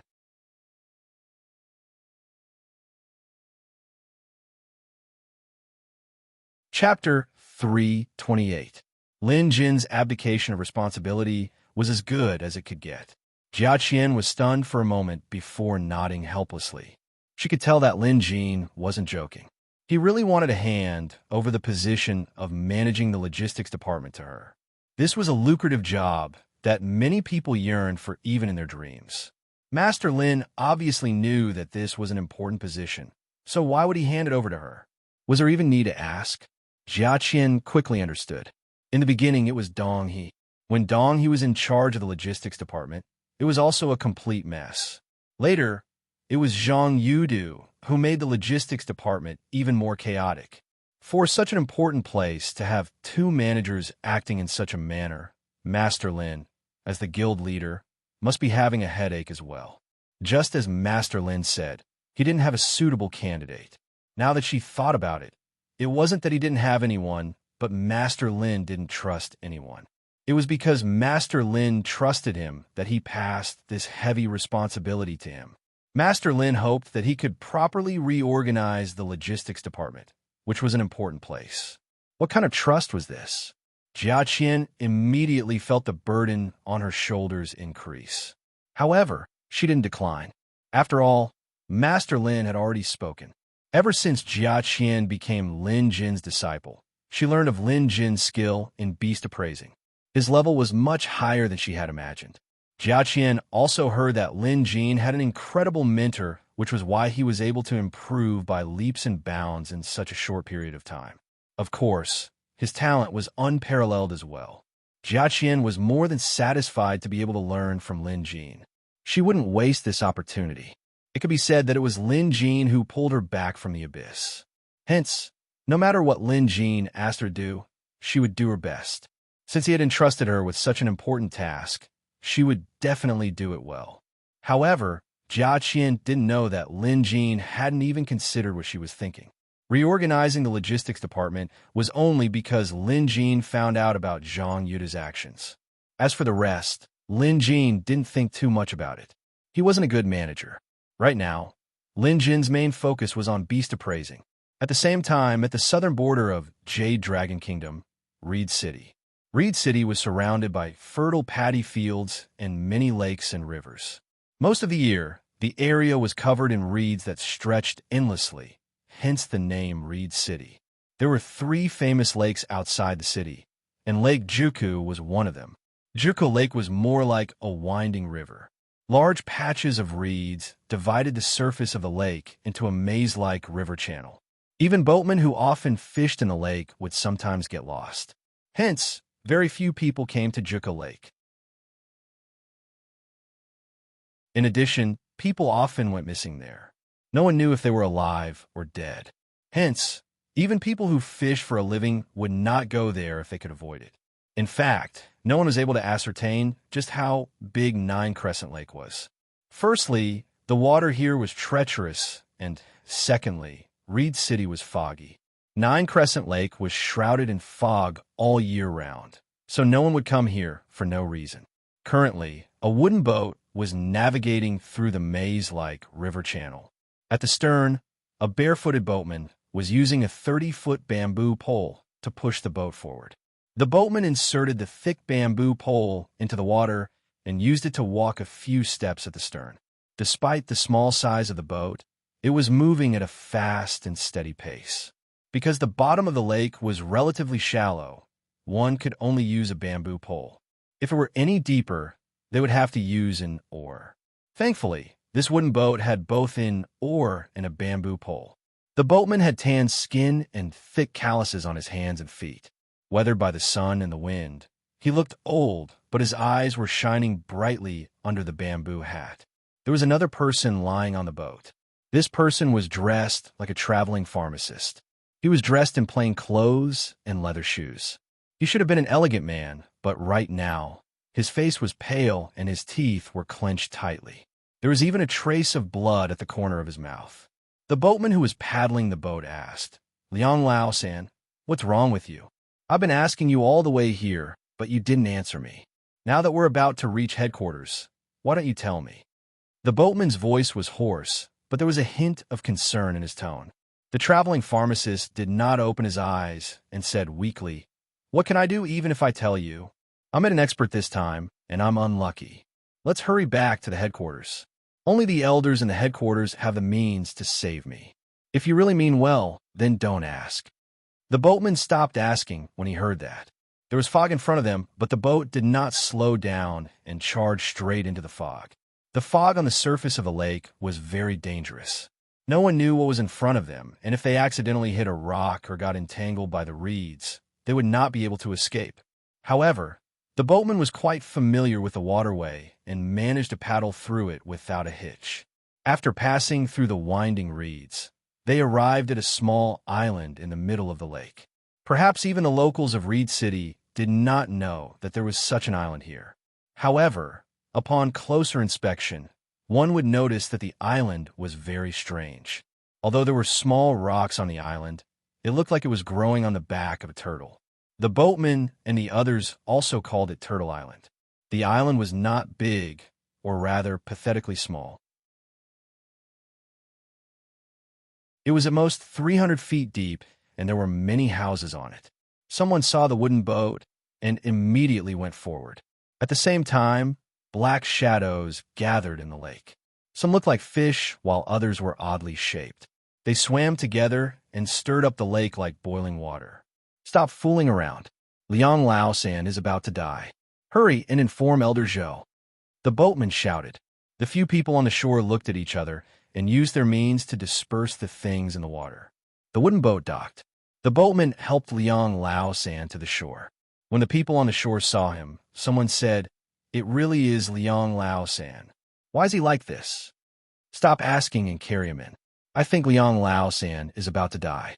The few of them carried Liang Lao-san in. There were strange things everywhere on the island. There were beast bones and fur, and some buckets filled with blood. Even the houses were built in a strange way. Most of the things here were bone cages. There were at least a dozen of them, and most of them had a beast in them. These beasts were obviously not ordinary beasts. They were at least rare beasts.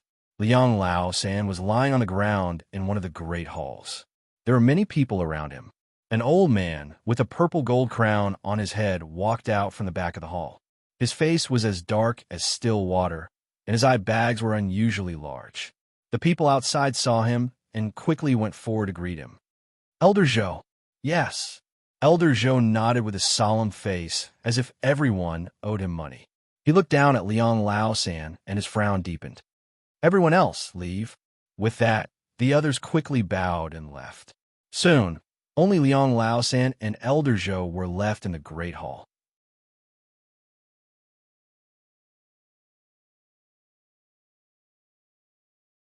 Chapter 329. Liang Lao San. How did you end up like this? Elder Zhou asked. However, he wasn't slow in his actions as he took out a pill and fed it to Liang Lao San. Elder Zhou's pill was clearly special. It was slightly larger than the average pill, and there seemed to be something moving within it. After consuming the pill, Liang Lao San's complexion visibly improved. He was even able to sit up. Elder Zhou, I was ambushed this time. We're both members of the Demonic Appraisal Association, so you can't just stand by and watch. Liang Lao San gritted his teeth as he regained his strength. Calm down. Don't rush. Where's your pet beast? Elder Zhou asked. I'm dead. Fortunately, I used a substitution spell and had my pet beast take on that strange flame for me. Otherwise, I wouldn't have been able to return. Liang Lao San seemed to have recalled something as fear crept onto his face. Then, Liang Lao San recounted the entire incident in detail. A few days ago, I passed by Maple City and saw a lion beast with a decent bloodline. I didn't plan to do anything back then, so I asked it a few questions. I didn't expect the lion beast's owner to be so unreasonable, so I secretly planted a blood contract insect on it. Following Liang Lao San's explanation, Elder Zhou finally understood what had happened. Logically speaking, most people shouldn't have been able to detect our blood contract insect. Also, you were so close to successfully controlling that lion beast, but all your efforts went to waste at the crucial moment? Elder Zhou asked. Liang Lao San nodded. That's right. This morning, I suddenly felt something amiss with the blood contract insect, so I quickly cast a spell to figure out what was going on. However, to my surprise, a flame suddenly appeared out of nowhere. Fortunately, I used my pet beast's blood when I cast the spell. The flame ignited directly from my pet beast's body and couldn't be extinguished no matter what I did. I even suffered a backlash from it, which is why I ended up in this state. Having said that, Liang Lao San cupped his fists at Elder Zhou. Elder Zhou, I'm afraid that someone is deliberately targeting us. After all, we've been doing this for so many years, but no one has ever been able to break our blood contract insect spell. Yes, I know what's at stake here. Elder Zhou reached out and touched Liang Lao San's body, but the latter didn't know what was going on. The next moment, Elder Zhou quickly poked Liang Lao San's body a few times with his finger. Liang Lao San's expression changed, and he felt an unbearable heat all over his body. Bear with it. You still have a fire in your body. If you don't take care of it, you won't live for more than 3 days. Elder Zhou's words scared Liang Lao San. The latter immediately gritted his teeth and endured it. A moment later, Elder Zhou took a small knife and sliced it between Liang Lao San's brows. Then, he used a spell to up his body up. A few drops of blood shot out and ignited in the air. The heat caused even Elder Zhou to hastily retreat. Liang Lao San's luck wasn't good. His beard and eyebrows were all burnt off. Liang Lao San up, Liang said and up. Liang up, Lao San up and up in the pain. The burn had ruined Liang Lao San's appearance. He used to look like a scholar, but now his eyebrows and beard were all burned away. His face was bald, and all that was left was a ferocious look. Hearing Liang Lao San's wails, Elder Zhou said, "What are you screaming for? You're lucky you made it back in time, so I can help you get rid of this fire. If you came back any later, even the reincarnation of a deity would have killed you." Then, Elder Zhou saw Liang Lao San's vicious and resentful expression and said, "I know you want to take revenge, but you have to think about it carefully. Just as you said, the other party is an expert. I've never seen such a fire magical art before." In other words, Elder Zhou was trying to persuade Liang Lao-san to admit defeat. The Demonic Appraisal Association was secretive and secretive, so they were naturally looked down upon by the righteous path. However, they had their own way of doing things. To put it simply, if they could afford to offend someone, they wouldn't be merciful. If they couldn't afford to offend someone, they would submit to the circumstances and admit defeat. Otherwise, they wouldn't have survived until now. Don't go out for the time being. Stay on the island and recuperate. After all, your pet beast is dead. Fortunately, demonic appraisers can form blood contracts with other pet beasts immediately. Find a pet beast in the beast pen at the back and recover your strength as soon as possible. In 2 days, we have a big deal to make in Reed City. Elder Zhou's words carried a warning. Liang Laosan knew Elder Zhou's style of doing things. If he really went to Maple City to cause trouble for that person, Liang Laosan might really come after him. Although he couldn't take it lying down, he had no choice but to do so now. Otherwise, he would end up in a terrible state. It's fine. Just because I can't get my revenge now doesn't mean I can't in the future. Just you wait, that punk from Maple City.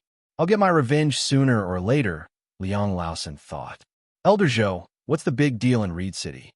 Liang Laosan suddenly asked. Elder Zhou laughed and said only 2 words. The Chow family.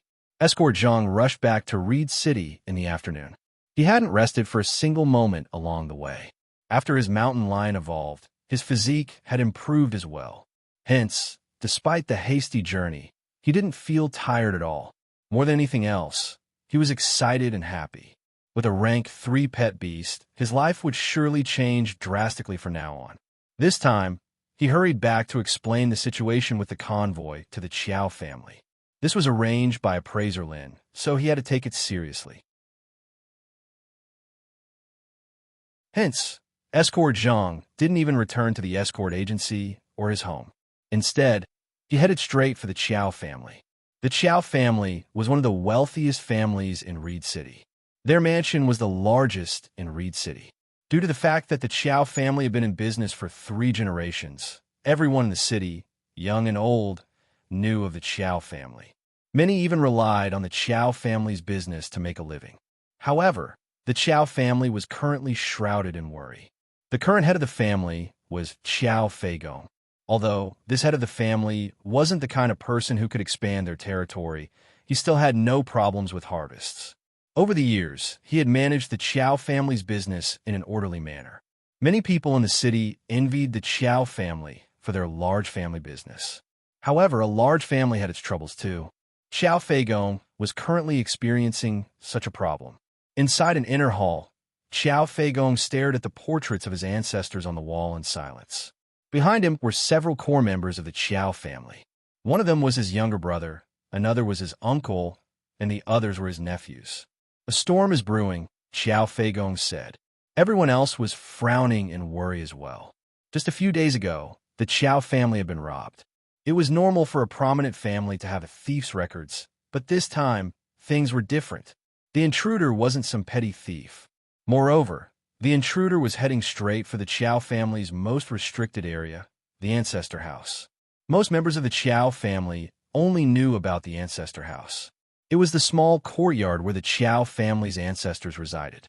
It was located in the deepest part of the Chow family's mansion. The current Chow family mansion was expanded from this ancestor house to its current size.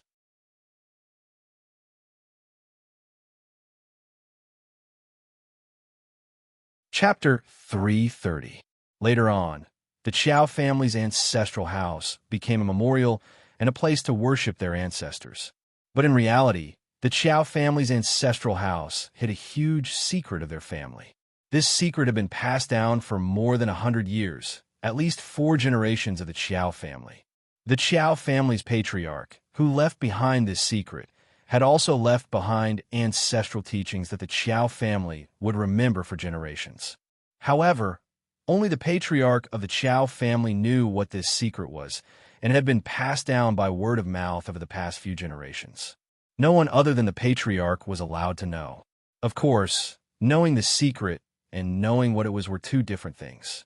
Therefore, All the core members of the Chow family knew that there was a secret in the patriarch's house, and only the family head, Chow Feigong, knew the details.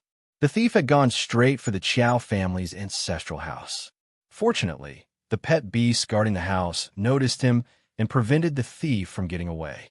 However, the thief was a savage one. Not only did he injure many members of the Chow family and pet beasts, but he also left behind a message before he left. I know you don't have the guts to report this to the authorities. So if you know what's good for you, hand over what's in your ancestral house in 5 days. Otherwise, your Chow family will be exterminated. Having said that, he left. These words came out of nowhere, and most people probably wouldn't understand what was going on. But when Chow Feigong mulled it over, he broke out in cold sweat. Others might not know what was going on, but he did. When someone suggested reporting this to the authorities, Chow Feigong stopped him. Just as the thief said, the Chow family couldn't report this to the authorities because there were other secrets involved. After all, the Jade Dragon Kingdom's city lords wielded great power and their positions were hereditary. It was the same for Reed City's city lord. The previous city lord of Reed City somehow heard about the Chow family's secret treasure, so decades ago, he paid them a visit to take a look. Back then, it was Chow Feigong's father who managed to fool the city lord with a few words. Later on, rumors spread that the Chow family had a secret treasure and that the Chow family controlled the largest medicine shop in Reed City. One version of the rumor was that the Chow family had a miraculous medicine that could heal the dead. At first, no one paid attention to these rumors, and they slowly faded away. Who knew that something would happen later on? At that time, the wife of the city lord of Reed City had suddenly fallen gravely ill. The city lord of Reed City heard the rumors and came to the Chow family again. At that time, the city lord had pleaded in every possible way, saying that if the Chow family really had a family heirloom and immortal medicine, could save his wife's life.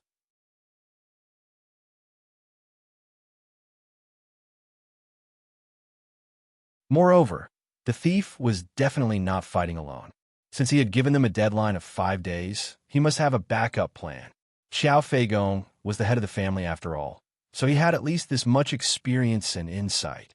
However, Chow Feigong was not a timid person. While he was worried, he had no intention of giving in. What a joke. Asking the Chow family to hand over their family heirloom just because of a few words from the thief was a joke. No matter how bad Chow Feigong was, he would never do something like that. In fact, Chow Feigong already had a plan in mind. Although the Chow family had not continued to expand over the years, they had been able to consolidate their territory and influence. Not only did they have many friends in Reed City, but they also had backers in other places. In the royal city, the Chow family had a close relationship with a high-ranking official in the imperial court. Every year, they would send some rare herbs over to build a good relationship. However, in order to deal with the possible arrival of a powerful enemy, the Chow family had entrusted Reed City's GN Escort Agency to escort the herbs to the royal city.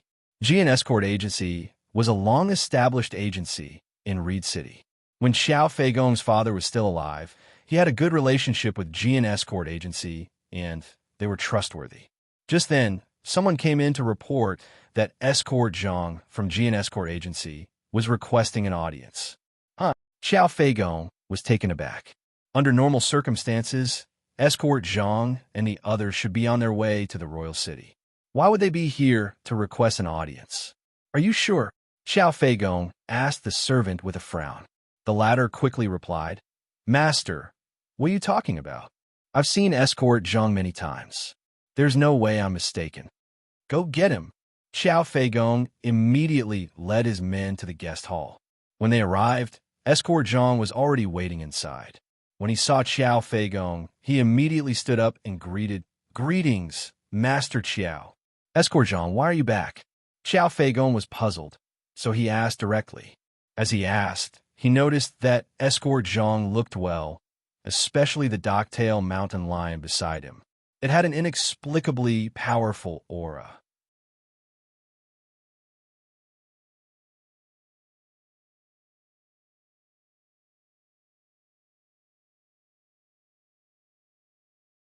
Isn't it a joke for that person to help your pet beast evolve? What about our Qiao family? Was he going to suffer such a loss for no reason? That Ganoderma is a rare and priceless treasure. Who will compensate for our Qiao family's losses?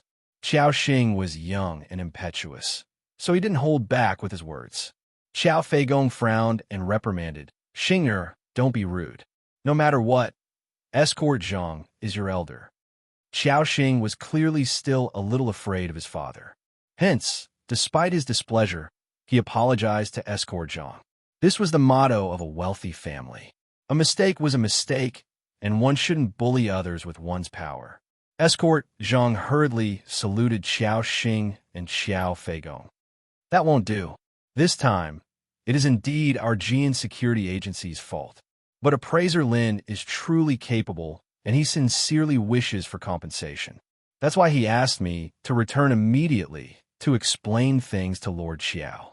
He even promised that if there's anything you need help with, he will do his best to help and never go back on his word. He'll also pay you a visit in a few days." These words made people feel much more comfortable. Regardless of whether Escort Zhang was being sincere or just putting on an act, at least he had shown his attitude. Qiao Feigong knew that now that the Ganoderma was gone, it was impossible to get it back. Although Escort Zhang was exaggerating, it was a fact that his pet beast had evolved. In other words, Appraiser Lin from Maple City was truly an expert. As the head of a family, Qiao Feigong was a magnanimous man. Even if he wasn't happy about it, it only took him a moment to realize that the Qiao family was currently in trouble. Even if they wanted to pursue Appraiser Lin's responsibility, they wouldn't have the time to do so. Instead of making an enemy, it was better to make a friend. Even if the Qiao family suffered a little, it would be worth it. Right now, Qiao Feigong was more worried about that thief.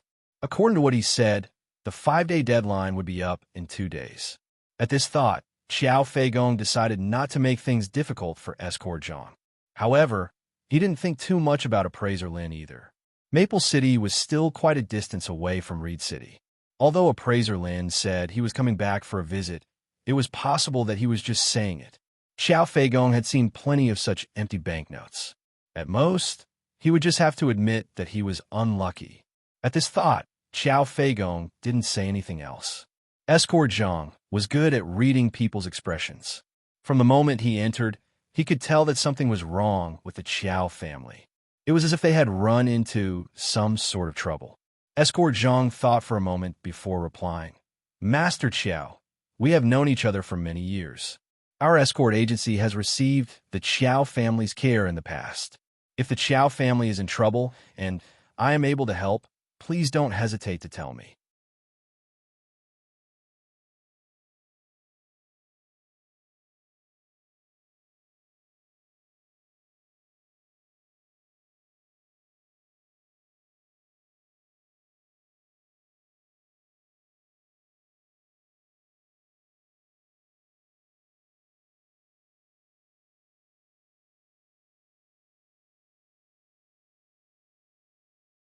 As for himself, he continued to study beast appraisals while cultivating several spells and divine abilities. Night fell, coinciding with the opening of the visitation hall. Zombie Cthulhu's condition had improved a lot. Even though he hadn't fully recovered, he was no longer a big problem. All he needed to do was rest and recuperate. Lin Jean planned to have Madame Ghostchild inform Coffin Man to pick up Zombie Cthulhu. In the afternoon, Shi Wenjun arrived. This surprised Lin Jean, but since he was friends with Shi Wenjun, she might have something to tell him. Lin Jean invited her into the living room and instructed the servants to prepare tea. It had been some time since Lin Jean last saw Shi Wenjun, and she looked much better. The Shi family's business was slowly recovering. Although it was still a long way from the Shi family's heyday, it was definitely much better than when the Chun family had been suppressing them. "Chief Lin, your promotion is such a big deal that I should be holding a banquet to congratulate you. But I know that you've just returned from the royal capital and must have a lot of things to deal with, so I didn't dare to disturb you," Shi Wenjun said with a smile. Her every movement made Lin Jean feel at ease. Lin Jean shook his head. "Lady Shi, there's no need to be so courteous. We're old acquaintances, and I'm considered a shareholder in your Shi family's medicine hall. Strictly speaking, we're family. At this, Sherwin Jun's eyes glowed. She was clearly pleased to hear this. Chief Lin, since we're family, why didn't you tell me that you were looking for a bigger house? Sherwin Jun's next words stunned Lin Jin. Chief Lin, since we're family, why didn't you tell me? After giving it some thought, Lin Jin knew that it must have been that blabbermouth Lu Yunhe who leaked the information. After all, Lin Jin had only mentioned it to Lu Yunhe briefly. However, Sherwin Jun was smart enough to read Lin Jin's thoughts from his expression. She smiled and said, Chief Lin, please don't misunderstand Lu Yunhe. It wasn't him who told me. At Sherwin Jun's words, Lin Jin realized that he had wronged Lu Yunhe. Lu Yunhe, indeed, didn't leak the information and was earnestly helping Sherwin Jun look for a place to live. But because of how serious Lu Yunhe was, it just so happened that the house he asked for happened to belong to the Sher family. With Sherwin Jun's intelligence, it went without saying that someone like Lu Yunhe would pay close attention to the place he was looking for. She only needed to ask around, and she would be able to guess where it was. Moreover, Sherwin Jun already knew about Lin Jin's family's current situation. That small house was no longer suitable for them to live in. Hence, upon hearing this news, Sherwin Jun wasted no time and took the initiative to pay him a visit. After all, even if Lin Jin didn't approach her, she had to come over to help.